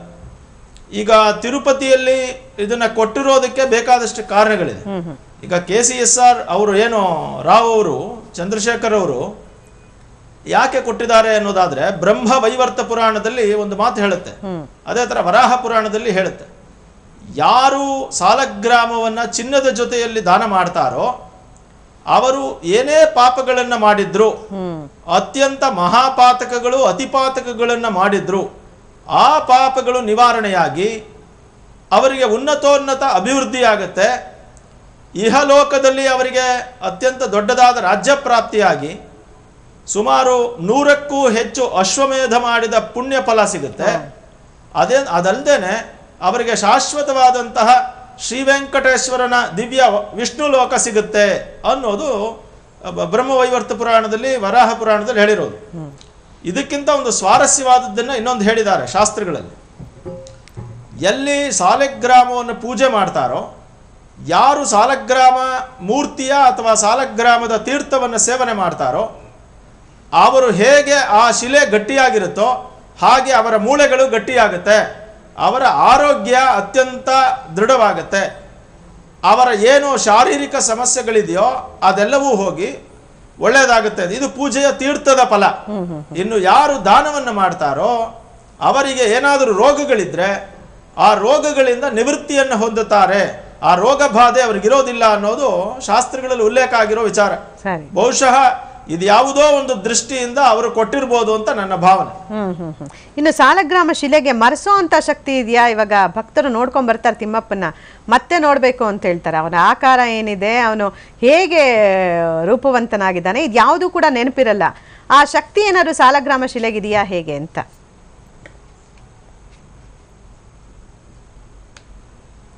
ಸಾಲಗ್ರಾಮಕ್ಕೆ ಸ್ವತಃ ರೂಪವಿಲ್ಲ. ಯಾಕಂದ್ರೆ ಅದಕ್ಕೆ ರೂಪವೇ ಇಲ್ವಲ್ಲ, ಅದು ಇರೋದೇ ಒಂದೇ ಒಂದು ಶಿಲಾ ರೂಪದಲ್ಲಿದೆ. ಅದರಲ್ಲಿಯೂ ಕೂಡ ಅನೇಕ ವಿಧ ವಿಧವಾದ ರೂಪಗಳನ್ನ ಅದರ ಚಿಹ್ನೆಗಳ ಆಧಾರದ ಮೇಲೆ, ಇದು ವಾಮನ ಸಾಲಿಗ್ರಾಮ, ಇದು ಕೇಶವ ಸಾಲಿಗ್ರಾಮ, ಇದು ಸುದರ್ಶನ, ಇದು ನಾರಸಿಂಹ ಅಂತ ಎಲ್ಲ ಹೇಳ್ತಾರೆ. ಇನ್ನು ಅದರಲ್ಲಿ ಬರೋ ವ್ಯತ್ಯಾಸಗಳಿಂದ ಹಿರಣ್ಯಗರ್ಭ ಇತ್ಯಾದಿಗಳನ್ನೆಲ್ಲ ಹೇಳ್ತಾರೆ. ಆದರೆ ಅದಕ್ಕೆ ಸ್ವತಃ ರೂಪವಿಲ್ಲದೆ ಇರೋದ್ರಿಂದ ಭಗವಂತ ಸರ್ವಗತನಾಗಿದ್ದಾನೆ, ಸರ್ವತ್ರ ಇದ್ದಾನೆ, ಇಲ್ಲಿ ಸರ್ವ ರೂಪದಲ್ಲಿ ಸದಾಕಾಲ ಸ್ಥಿತನಾಗಿದ್ದಾನೆ ಅನ್ನುವಂತಹ ಆ ಒಂದು ವಿಚಾರವನ್ನ ಅದು ಮಾಡುತ್ತೆ, ಯಾವುದು ಆ ಸಾಲಿಗ್ರಾಮ ಕೊಡುತ್ತೆ. ಆದ್ರೆ ಮರೆಸೋ ಶಕ್ತಿ ಇದೆ ಅಂದ್ರೆ, ಹೇಗೆ ಸಾಲಿಗ್ರಾಮಕ್ಕೆ ರೂಪವಿಲ್ವೋ ಭಗವಂತನಿಗೂ ಕೂಡ ಎಲ್ಲ ರೂಪದಲ್ಲಿಯೂ ಅವನನ್ನು ಕಾಣಬಹುದು ಅಂತ ಜ್ಞಾಪಿಸುತ್ತೀಯ ಹೊರತು ಆ ಸಾಲಗ್ರಾಮದಿಂದ ಮರೆತು ಹೋಗುವ ಶಕ್ತಿ ಬರುತ್ತೆ ಅಂತ ಹೇಳಕ್ಕಾಗಲ್ಲ. ಆದ್ರೆ ಶಾಸ್ತ್ರಗಳಲ್ಲಿ ತಿರುಪತಿ ತಿಮ್ಮಪ್ಪನ ರೂಪವನ್ನ ಜ್ಞಾಪಕ ಇಟ್ಕೊಂಡವನೇ ಮಹಾಯೋಗಿ, ಅವನನ್ನ ಧ್ಯಾನ ಮಾಡಿದವನು ಮೋಕ್ಷಕ್ಕೆ ಹೋಗ್ತಾನೆ ಅಂತ ಹೇಳಿದೆ ಶಾಸ್ತ್ರದಲ್ಲಿ. ತಿರುಪತಿ ತಿಮ್ಮಪ್ಪನನ್ನ ಸ್ವರೂಪವಾಗಿ ಶಂಖಚಕ್ರಗಳನ್ನೆಲ್ಲ ಇಟ್ಟು ಅವನ ರೂಪವನ್ನು ಜ್ಞಾಪಿಸ್ಕೊಳ್ಳೋದು ಯೋಗಿಗಳಿಗೂ ಕೂಡ ಸಾಧ್ಯವಿಲ್ಲ ಅಂತ ಶಾಸ್ತ್ರಗಳಲ್ಲಿ ಹೇಳಿದೆ. ಆದ್ರಿಂದ ಅವನ ಸ್ವರೂಪ ಪೂರ್ತಿ ಇದ್ರೆ ಅವನಿಗೆ ಖಂಡಿತ ಮೋಕ್ಷ ಉಂಟಾಗುವಷ್ಟು ಯೋಗಿಯಾಗಿದ್ದಾನೆ ಅಂತ ಅರ್ಥ. ಸರಿ ಸರಿ ಸರಿ. ಸೌಮ್ಯಾಜಿ ಅವರೇ, ತಾವೇಳಿ ಸರ್, ನೋಡಿ ಹೇಳ್ತಾ ಇದ್ರಿ ಸಾಲಿಗ್ರಾಮ ಶಿಲೆ ಇಟ್ಕೊಂಡಂಥ ಸಂದರ್ಭದಲ್ಲಿ ನೀವು ಹೇಳ್ತಾ ಇದ್ರಿ ನರಸಿಂಹ ಸಾಲಿಗ್ರಾಮ ಇರುತ್ತೆ, ವಿಷ್ಣು ಸಾಲಿಗ್ರಾಮ, ಕೃಷ್ಣ ಸಾಲಿಗ್ರಾಮ ಅಂತ. ಈಗ ಮನೆಯಲ್ಲಿ ಇಟ್ಕೊಳ್ಬೋದಾದಂಥ ಸಾಲಿಗ್ರಾಮಗಳು, ದೇವಸ್ಥಾನದಲ್ಲಿ ಇರಬಹುದಾದಂಥ ಸಾಲಿಗ್ರಾಮಗಳು, ಈಗೇನಾದ್ರು ಬೇರೆ ಬೇರೆ ಇದನ್ನ ವಿಂಗಡಿಸಲಾಗಿದೆಯಾ ಹೇಗೆ? ಹೌದು, ಒಂದು ಹಂತದಲ್ಲಿ ಬಹಳ ದೊಡ್ಡದಾದ ಸಾಲಿಗ್ರಾಮ ಮನೆಗಳಲ್ಲಿ ಇಟ್ಕೊಳ್ತಕ್ಕಂಥದ್ದು ಗೃಹಸ್ಥರ ಮನೆಯಲ್ಲಿ ಅಷ್ಟು ಸರಿಯಾದಂಥದ್ದಲ್ಲ. ಯಾಕೆಂದರೆ ಆ ಸಾಲಗ್ರಾಮ, ನೀವಾಗಲಿಂದಲೂ ಒಂದು ತಪ್ಪಿಲ್ ತೋರಿಸ್ತಾ ಇದ್ದೀವಿ, ಸಾಲಿಗ್ರಾಮ ಅಂತಿದ್ರೆ ಸಾಲಗ್ರಾಮ ಅಂತಕ್ಕಂಥದ್ದು ಸರಿಯಾದಂತಹ ಇದು. ಭಾಳ ದೊಡ್ಡದಾದಂಥದ್ದನ್ನು ಮಠಗಳಲ್ಲಿ ದೇವಾಲಯಗಳಿಟ್ಟು ಪೂಜೆ ಮಾಡಬೇಕೇ ಹೊರತಾಗಿ ಗೃಹಸ್ಥರ ಮನೆಯಲ್ಲಿ ಕೆಲವಷ್ಟು ವಿಧಿವಿಧಾನಪೂರ್ವಕ ಪೂಜೆಗೆ ಸಣ್ಣ ಪುಟ್ಟ ಭಂಗಗಳು ಬರೋದರಿಂದ ಮನೆಯಲ್ಲಿರ್ತಕ್ಕಂಥದ್ದು ಸಾಧಾರಣವಾಗಿ ಸಣ್ಣ ಸಾಲಿಗ್ರಾಮ. ಇನ್ನು ದೊಡ್ಡದಾದಂಥ ಸಾಲಿಗ್ರಾಮಗಳು ಮತ್ತು ವಿಶೇಷವಾದಂಥ ಸಾಲಿಗ್ರಾಮ ಏನಿರುತ್ತೆ ಅಂಥದ್ದು ಸಾಧಾರಣವಾಗಿ ಕ್ಷೇತ್ರಗಳಲ್ಲಿ, ದೇವಾಲಯಗಳಲ್ಲಿ, ಮಠಗಳಲ್ಲಿ ಇಟ್ಟು ಪೂಜೆ ಮಾಡ್ತಕ್ಕಂಥದ್ದು ನಾವು ಕಾಣ್ಬೋದು. ಯಾಕಪ್ಪ ಅದು ಅಂತಂದರೆ, ಮನೆಯಲ್ಲಿ ಯಾವುದೋ ಒಂದು ಕಾರಣಕ್ಕೆ ಯಾವುದೋ ಒಂದು ಹೊತ್ತು ಸರಿಯಾಗಿ ಪೂಜೆ ನಡೀದೇ ಇದ್ದರೂ ಕೂಡ ದೇವಾಲಯ ಮಠಗಳಲ್ಲಿ ಹಾಗಲ್ಲ. ಎಲ್ಲ 365 ದಿವಸ ಕೂಡ 2 ಹೊತ್ತು 3 ಹೊತ್ತೂ ವಿಧಿಪೂರ್ವಕವಾಗಿ ಪೂಜೆ ಮಾಡ್ತಕ್ಕಂಥ ಒಂದು ಪದ್ಧತಿ ಪರಂಪರೆ ನಾವು ಕಾಣ್ಬೋದು. ಹಾಗಾಗಿ ಈ ಒಂದು ವಿಂಗಡಣೆ ಮಾಡಿದ್ದೀವಿ ಅದರಲ್ಲಿ. ಸರಿ. ನಾಗರಾಜಾಚಾರ್ಯ ಅವರೇ, ಈಗ ನೋಡಿ, ಈ ಸಾಲಗ್ರಾಮ ಮನೆಯಲ್ಲಿ ಇಟ್ಕೊಂಡು ಪೂಜೆ ಮಾಡೋದರ ಮಹತ್ವದ ಬಗ್ಗೆ ಹೇಳ್ತಾ ಇದ್ರು ಸೌಮ್ಯಾಜಿ ಅವರು. ಇನ್ನು ಇವಾಗ ದೇವಸ್ಥಾನಕ್ಕೆ ದಾನದ ಮಹತ್ವ ಅಂತ ಬಂದಾಗ ಅದೆಲ್ಲ ಪಾಪಕರ್ಮಗಳೆಲ್ಲನೂ ಹೋಗುತ್ತೆ, ಇದ್ರ ಬಗ್ಗೆ ವಿಚಾರಗಳನ್ನ ಹೇಳ್ತಾ ಇದ್ರು. ಇನ್ನು ಅಲ್ಲಿ ತಿರುಪತಿ ತಿಮ್ಮಪ್ಪನ ಪೂಜೆ ನಡೆಯುವಂಥ ಸಂದರ್ಭದಲ್ಲಿ ಸಾಲಗ್ರಾಮವನ್ನು ಧರಿಸಿಯೇ ಪೂಜೆ ನಡೆಯುತ್ತೆ. ಅದರ ಜೊತೆಗೆ ಶುಕ್ರವಾರ ಮಾತ್ರ ತಿಮ್ಮಪ್ಪನಿಗೆ ಅಭಿಷೇಕ ನಡೆಯೋದು. ಆದರೆ ಪ್ರತಿನಿತ್ಯ ನಡೆಯುವಂಥದ್ದಲ್ಲಿ ಅಭಿಷೇಕ ಸಾಲಗ್ರಾಮ ಶಿಲೆಗಳಿಗೆ ನಡೆಯುತ್ತೆ, ಸುಮಾರು ಇಟ್ಕೊಂಡಿದ್ದಾರೆ. ಸೊ ಅದರ ವೈಶಿಷ್ಟ್ಯತೆ ಬಗ್ಗೆ ಹೇಳ್ತೀರಾ? ಹೌದು, ಈಗ ನೀವಾಗಲೇ ಕೇಳಿದಂಥ ಪ್ರಶ್ನೆಗೆ ಸಾಮಾನ್ಯವಾಗಿ ಮೊದಲನೇದು, ನಮ್ಮ ಭಾರತದಲ್ಲಿರುವಂಥ ವಿಶೇಷ ಜನಾಂಗ ಸಂಪ್ರದಾಯಬದ್ಧವಾಗಿ ಮನೆಯಲ್ಲಿ ಸಾಲಿಗ್ರಾಮ ಇಟ್ಕೊಂಡು ಪೂಜೆ ಮಾಡಬೇಕು. ಮನೆಯಲ್ಲಿ ನಾವು ಮಾಡೋಕ್ಕಾಗಲಿಲ್ಲ, ನಮ್ಮಲ್ಲಿ ಮೈಲಿಗೆ ಇರುತ್ತೆ, ಇದು ಸಾಮಾನ್ಯ, ಇದು ಸೋಮಾರಿತನ ತೋರಿಸುತ್ತೆ. ಬೆಳಗಾಗೆದ್ದು ಬ್ರಾಹ್ಮಿ ಮುಹೂರ್ತದಲ್ಲಿದ್ದು ಒಂದು ಮಂಗಳ ಸ್ನಾನ ಮಾಡಿ ಅವನೇನು ಕೇಳಲ್ಲ, ನೀವೇ ತಿಂಡಿ ತೀರ್ಥಗಳು ಮಾಡು ಅಂತೇನು ಹೇಳಲ್ಲ. ಯತ್ ಕರೋಷಿ ಯಜಶ್ನಾಶಿ ಯಜುಹೋಷಿ ತದಾಸಿಯತ್ ಯತ್ ತಪಸ್ಯಸಿ ಕೊಂತೆಯ ತತ್ಕುರ್ಶ್ವ ದರ್ಪಣ. ನಿನ್ನ ಹತ್ರ ಏನಿದೆ ಅದನ್ನು ಮನೆಯಲ್ಲಿ ಸಾಲಿಗ್ರಾಮ ಇಟ್ಕೊಂಡ್ರೆ ಅಷ್ಟು ವೈಭವ. ಅದು ಸಾಮಾನ್ಯ ಮನೆಯಲ್ಲಿ ಇಟ್ಕೊಳ್ಳುವಂಥ ಸಾಲಿಗ್ರಾಮಗಳು ಸುದರ್ಶನ ಸಾಲಿಗ್ರಾಮ, ವಾಸುದೇವ ಸಾಲಿಗ್ರಾಮ, ಹಿರಣ್ಯಗರ್ಭ ಸಾಲಿಗ್ರಾಮಗಳನ್ನು ಮನೆಗಳಲ್ಲಿ ಇಟ್ಕೊಂಡು ಉಪಾಸನೆ ಮಾಡ್ಬೋದು. ಇದ್ದರಲ್ಲಿ ಸ್ವಲ್ಪ ಪರವಾಗಿಲ್ಲ. ಆದರೆ ನರಸಿಂಹ ಸಾಲಿಗ್ರಾಮ ಇದೆಯಲ್ಲ, ಅದು ಮನೆಗಳಲ್ಲಿ ಉಗ್ರ ನರಸಿಂಹ, ನರಸಿಂಹ, ಈ ಕೆಲವಾರು ಬೇರೆ ಬೇರೆ ಸಾಲಿಗ್ರಾಮಗಳಿರುತ್ತೆ. ಅದನ್ನು ಮನೆಗಳಲ್ಲಿ ಇಟ್ಕೊಳ್ಳೋದು ಸ್ವಲ್ಪ ಕಠಿಣ. ಅದಕ್ಕೆ ತುಂಬ ಶುದ್ಧವಾಗಿರೋ ಮಡಿವಂತಿಕೆ ಅನ್ನೋದಕ್ಕಿಂತ ತುಂಬ ಶುಚಿತ್ವ ಇರಬೇಕಾಗುತ್ತೆ. ತುಂಬ ಶುಚಿತ್ವವನ್ನು ಕಾಪಾಡಿಕೊಂಡು ಆ ಯಾಕೆಂದರೆ ಸಾಮಾನ್ಯವಾಗಿ ನಮ್ಮಲ್ಲಿ ಹೆಣ್ಣುಮಕ್ಕಳು ಸಾಲಿಗ್ರಾಮವನ್ನು ಸ್ಪರ್ಶ ಮಾಡಲ್ಲ. ಅದನ್ನು ಸಾಮಾನ್ಯ ಕೃಷ್ಣಾಜಿನ ಪೆಟ್ಟಿಗೆಯಲ್ಲಿಟ್ಟು ಅದನ್ನು ಮಾಡ್ತಾರೆ.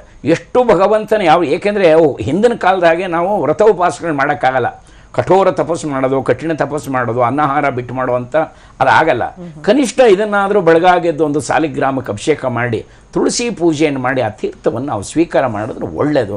ಆದರೆ ಈಗಿನ ದಿನಗಳಲ್ಲಿ ಹಾಗೆ ನಮ್ಮ ಸೋಮಾಜಿಯವರು ಹೇಳಿದಾಗೆ ತುಂಬ ಕಠಿಣ. ಸಾಮಾನ್ಯವಾಗಿ ಮನುಷ್ಯನಿಗೆ ಸಮಯ ಇರೋಲ್ಲ, ಒಂದು ಭಯ ಇರುತ್ತೆ. ನಾವು ಹೊರಗಡೆ ಏನೇನೋ ಸ್ಪರ್ಶ ಮಾಡಿರ್ತೀವಿ, ಈ ಸಾಲಿಗ್ರಾಮ ಸ್ಪರ್ಶ ಮಾಡಿದ್ರೆ ಏನಾಗುತ್ತೋ ಅನ್ನೋಂಥ ಭಯದಿಂದ ದೇವಾಲಯಗಳಲ್ಲಿ ಕೊಡೋದು ಹೆಚ್ಚಿನ ಅಭ್ಯಾಸ ಆಗ್ತಾ ಇದೆ. ಇದು ದಾನ ಅಂತ ಆಗಲ್ಲ. ಆ ರೀತಿ ದೇವಾಲಯಕ್ಕೆ ಎಲ್ಲ ಅಭಿಷೇಕ ನಡೆಯುತ್ತೆ ಅಂತ ಕೊಡೋದು ಅದು ಮೈಗಳತನ ಆಗುತ್ತೆ ಹೊರತು ಅದು ದಾನ ಅಲ್ಲ. ಇದು ಇವರು ಕೊಟ್ಟಿದ್ದಾರಲ್ಲ, ಇದು ರಾಷ್ಟ್ರದ ವೃದ್ಧಿಗೋಸ್ಕರ, ರಾಜ್ಯದ ಅಭಿವೃದ್ಧಿಗೋಸ್ಕರ ಅಂತ ಕೊಡ್ತಾ ಇದ್ದಾರೆ.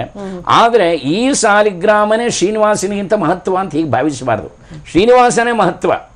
ಆ ವಿರಾಟ್ ಮೂರ್ತಿ ಏನಿದೆ ಅವನ ಸನ್ನಿಧಾನಕ್ಕೆ ಏನು ಕೊಟ್ಟರೂ ಸ್ವೀಕಾರ ಮಾಡ್ತಾನೆ. ಆದರೆ ಮಹಾಸನ್ನಿಧಾನ ಇರೋದು ವಿರಾಟ್ ಮೂರ್ತಿಯಲ್ಲೇ. ಅದರ ಪ್ರತೀಕವಾಗಿ ಇದನ್ನು ಕೊಡಬಹುದೇ ಹೊರತು ಇದಕ್ಕೆ ಹೆಚ್ಚು ಮಹತ್ವ. ಸ್ವಾಮಿಯಲ್ಲಿ ನಿಂತಿದ್ದಾನೆ, ಸ್ವಯಂ ವ್ಯಕ್ತಿ ಮೂರ್ತಿ ನಮ್ಮ ಶ್ರೀನಿವಾಸ. ಆ ಸನ್ನಿಧಾನ ಆಗಿರುತ್ತೆ. ಸರಿ ಸರಿ. ಇಲ್ಲಿ ನಮ್ಮ ಪ್ರೇಕ್ಷಕರು ಬಿಡಾಗ್ಲೇ ಒಂದು SMS ಕಳಿಸಿದ್ರು, ಹೆಣ್ಮಕ್ಳು ಮುಟ್ಟುವಂಥ ಸಂಪ್ರದಾಯ ಇಲ್ಲ ಅಂತ ಹೇಳಿ ಯಾಕೆ ಡಿಸ್ಕ್ರಿಮಿನೇಷನ್ ಮಾಡ್ತಾ ಇದ್ದೀರಾ ಅಂತ ಹೇಳಿ ಕೇಳಿದ್ರು ಆಗ್ಲೇನೆ.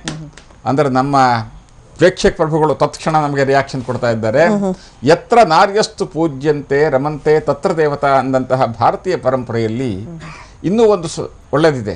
ಪುರಾ ಕಲ್ಪೇಶು ನಾರೀಣಾಂ ಮೌಂಜಿ ಬಂಧನ ಮಿಷ್ಯತೆ ಅಧ್ಯಾಪನಂಚ ವೇದಾನಾಂ ಸಾವಿತ್ರಿ ವಚನಂ ತಥಾ ಅಂಥೇಳಿ ಒಂದಿಷ್ಟು ಪಂಗಡಗಳಲ್ಲಿ ಹೆಣ್ಮಕ್ಳು ಮಾತೆಯರು ಸಾಲಿಗ್ರಾಮವನ್ನು ಮುಟ್ಟು ಪೂಜೆ ಮಾಡ್ತಕ್ಕಂಥ ಒಂದು ಪದ್ಧತಿ ಇಲ್ಲದೆ ಇದ್ದರೂ ಕೂಡ ಸಾಲಿಗ್ರಾಮವನ್ನು ಶುಚಿರ್ಭೂತರಾಗಿ ಎಲ್ಲರೂ ಕೂಡ ಗಂಡಸರು ಹೆಂಡಸರು ಎಲ್ಲರೂ ಕೂಡ ಪೂಜೆ ಮಾಡಬಹುದು ಅಂತಕ್ಕಂಥದ್ದು ಆ ಸಂಪ್ರದಾಯ, ಆ ಪದ್ಧತಿ ಬಹಳಷ್ಟು ವರ್ಗಗಳಲ್ಲಿದೆ.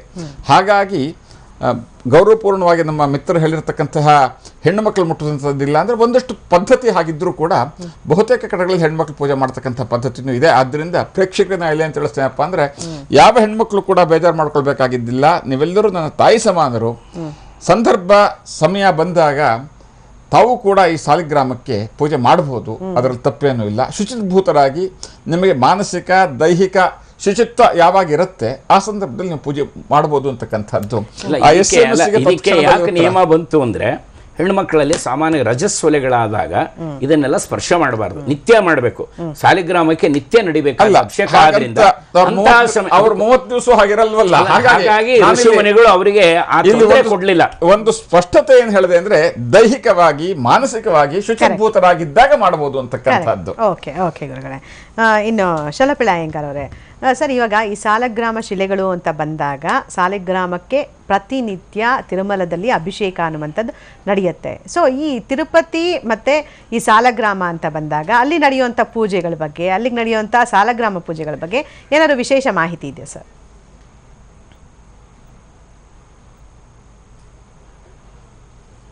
ಮುಖ್ಯವಾಗಿ ಯಾವತ್ತು ಎಲ್ಲ ದೇವಸ್ಥಾನಗಳಲ್ಲಿಯೂ ಕೂಡ ಏನು ಮೂಲ ವಿರಾಟ್ ಅಂತಾರೆ, ಮೂಲ ಬೇರ ಅಂತಾರೆ, ಆ ಮೂಲ ಬೇರಕ್ಕೆ ನಿತ್ಯವೂ ಅಭಿಷೇಕ ಮಾಡೋದಕ್ಕೆ ಆಗೋದಿಲ್ಲ. ಸೊ ಎಲ್ಲ ದೇವಸ್ಥಾನಗಳಲ್ಲಿಯೂ ಸಾಮಾನ್ಯವಾಗಿ ಷಡ್ಬೇರ ಅಂತ ಹೇಳ್ತೀವಿ, 6 ಬೇರೆಗಳಿರ್ತವೆ. ಅದರಲ್ಲಿ ಮೂಲ ಬೇರ, ಯಾಗ ಬೇರ, ಶಯನ ಬೇರ, ಸ್ನಪನ ಬೇರ ಅಂತ ಬೇರೆ ಬೇರೆ ಚಿಕ್ಕ ಚಿಕ್ಕ ಮೂರ್ತಿಗಳಿರ್ತವೆ. ಯಾಕಂದ್ರೆ ದಿನವೂ ಉತ್ಸವ ಹೋಗ್ಲೇಬೇಕು. ಆಗಮಶಾಸ್ತ್ರದ ಪ್ರಕಾರ ನಿತ್ಯವೂ ಕೂಡ ಒಂದು ಯಾತ್ರಾಸನ ಅಂತ ಉಂಟು. ಆ ಯಾತ್ರಾಸನದಲ್ಲಿ ದೇವರಾಚೆಗೆ ಹೋಗ್ಬೇಕು. ಸೊ ಈಗ ಪ್ರತಿದಿನವೂ ಅದನ್ನೆಲ್ಲ ಮಾಡೋಕ್ಕಾಗೋದಿಲ್ಲ ಅನ್ನೋದಕ್ಕೋಸ್ಕರ ಆ ಒಂದು ಚಿಕ್ಕ ಮೂರ್ತಿಯನ್ನು ಇಟ್ಟು ಅದನ್ನು ಮಾಡೋವಂಥದ್ದು. ಅವರೆಲ್ಲರೂ ಕೂಡ ಅದಕ್ಕೆ ಕರ್ಮಾರ್ಚೆ ಅಂತ ಹೆಸರು, ಉತ್ಸವ ಬಿಂಬ ಅಂತ ಹೆಸರು.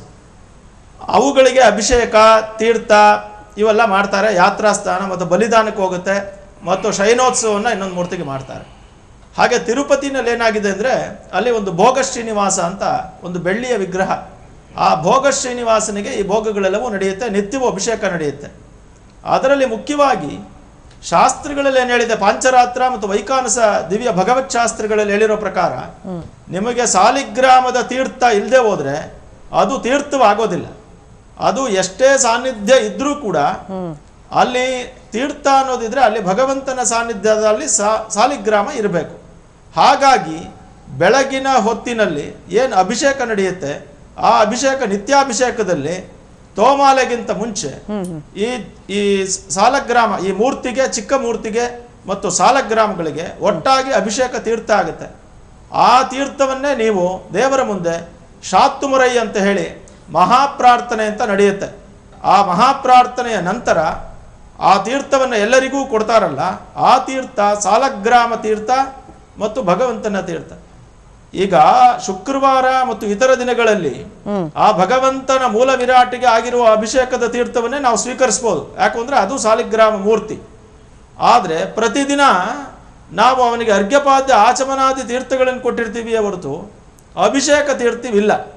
ಆದ್ರಿಂದ ಸಾಲಗ್ರಾಮಗಳಿಗೆ ಅಭಿಷೇಕವನ್ನು ಮಾಡಿ ಆ ಪರಮಾತ್ಮನಿಗೆ ಸಮರ್ಪಿಸಿರುವಂತಹ ಅರ್ಘ್ಯಪಾದ್ಯ ಆಚಮನಾದಿ ತೀರ್ಥಗಳನ್ನು ಈ ಸಾಲಗ್ರಾಮ ತೀರ್ಥವನ್ನು ಎರಡನ್ನೂ ಒಟ್ಟಾಗಿ ಸೇರಿಸಿ ಎಲ್ಲರಿಗೂ ಕೊಡುವಂತಹದ್ದು ಬಹಳ ಪ್ರಾಚೀನ ಕಾಲದಿಂದ ನಡ್ಕೊಂಡ್ ಬಂದಿರೋ ಆಗಮಶಾಸ್ತ್ರದ ಪದ್ಧತಿ, ವೈಖಾನಸಾಗಮದ ಪದ್ಧತಿ. ಕರೆಕ್ಟ್. ವೈಖಾನಸದಲ್ಲಿ ಸೌಮ್ಯಜವರೇ, ಈಗ ನೋಡಿ ನೀವು ಹೇಳ್ತಾ ಇದ್ರಿ ಈ ತೀರ್ಥ ಸೇವನೆಯಿಂದ ರೋಗ ರುಜಿನಗಳು ಅನ್ನೋದು ಬರೋದಿಲ್ಲ ಅನ್ನುವಂಥದ್ದು. ಅಂದ್ರೆ ಅಲ್ಲಿ ನಾವು ತೀರ್ಥ ಕೊಡ್ಬೇಕಾದ್ರೆ ಒಂದು ಮಂತ್ರ ಹೇಳ್ತೀವಿ, ಅಕಾಲ ಮೃತ್ಯುಮಥಂ ಸರ್ವ್ಯಾಧಿ ನಿವಾರಣಂ ಸಮಸ್ತ ದುರಿತೋಪಶಮಂ ಶ್ರೀ ಈಶ್ವರ ಪಾದೋತಕಂ ಶುಭಂ ಶ್ರೀ ವಿಷ್ಣು ಪಾದೋತಕಂ ಶುಭಂ ಅಂತಲೇ ಹೇಳ್ತೀವಿ. ಅಂದ್ರೆ ಅಲ್ಲಿರ್ತಕ್ಕಂತಹ ಎಲ್ಲ ಥರದ ರೋಗರುಜಿನಗಳು ದುಃಖ ದುಮ್ಮಾನಗಳು ಕೂಡ ದೂರವಾಗಿ ಮನಸ್ಸು ಶರೀರ ಹೊಸತನಕ್ಕೆ ಹೊಂದಿಕೊಂಡು ನವಚೈತನ್ಯ ತುಂಬಲಿ ಅಂತಕ್ಕಂಥದ್ದು. ಶರೀರೇ ಜರ್ಜರೇ ಭೂತೆ ವ್ಯಾಧಿಗ್ರಸ್ತೆ ಕಲೇಪರೆ ಔಷಧಂ ಜಾಹ್ನವೀ ತೋಯಂ ಅಂತಲೇ ನಾವು ಔಷಧಂ ಜಾಹ್ನವೀ ತೋಯಂ ಅಂತಲೇ ಹೇಳ್ತಕ್ಕಂಥದ್ದು. ಆ ಸಾಲಿಗ್ರಾಮದ ಹೊರತಾಗಿ ಬರ್ತಕ್ಕಂಥದ್ದು ತೀರ್ಥ ಅಂತ ಅನ್ಸ್ಕೊಳ್ಳೋದಿಲ್ಲ ಮುಖ್ಯವಾಗಿ. ಇನ್ನು ಕೆಲವು ಆಗಮ ಸಂಪ್ರದಾಯಗಳಲ್ಲಿ ಭಗವಂತನಿಗೆ ಅರ್ಘ್ಯಪಾದ್ಯಾದಿಗಳನ್ನು ಕೊಟ್ಟಿರ್ತಕ್ಕಂಥದ್ದು ಅದು ತೀರ್ಥ ಅಂತಕ್ಕಂಥ ಒಪ್ಕೊಳ್ತಕ್ಕಂಥ ಅದು ಸರಿಯಾದಂತಹ ಕ್ರಮವೇ. ಮೂಲ ವಿಗ್ರಹಕ್ಕೆ ಯಾವಾಗಲೂ ಅಭಿಷೇಕ ಮಾಡಲಿಕ್ಕೆ ಆಗದೇ ಇದ್ರೂ ಕೂಡ ಮಂತ್ರ ಸ್ನಾನ ಅಂತ ಮಾಡ್ತೀವಿ, ಪುಷ್ಪದಿಂದ ನೀರನ್ನು ಸಮರ್ಪಣೆ ಮಾಡ್ತೀವಿ.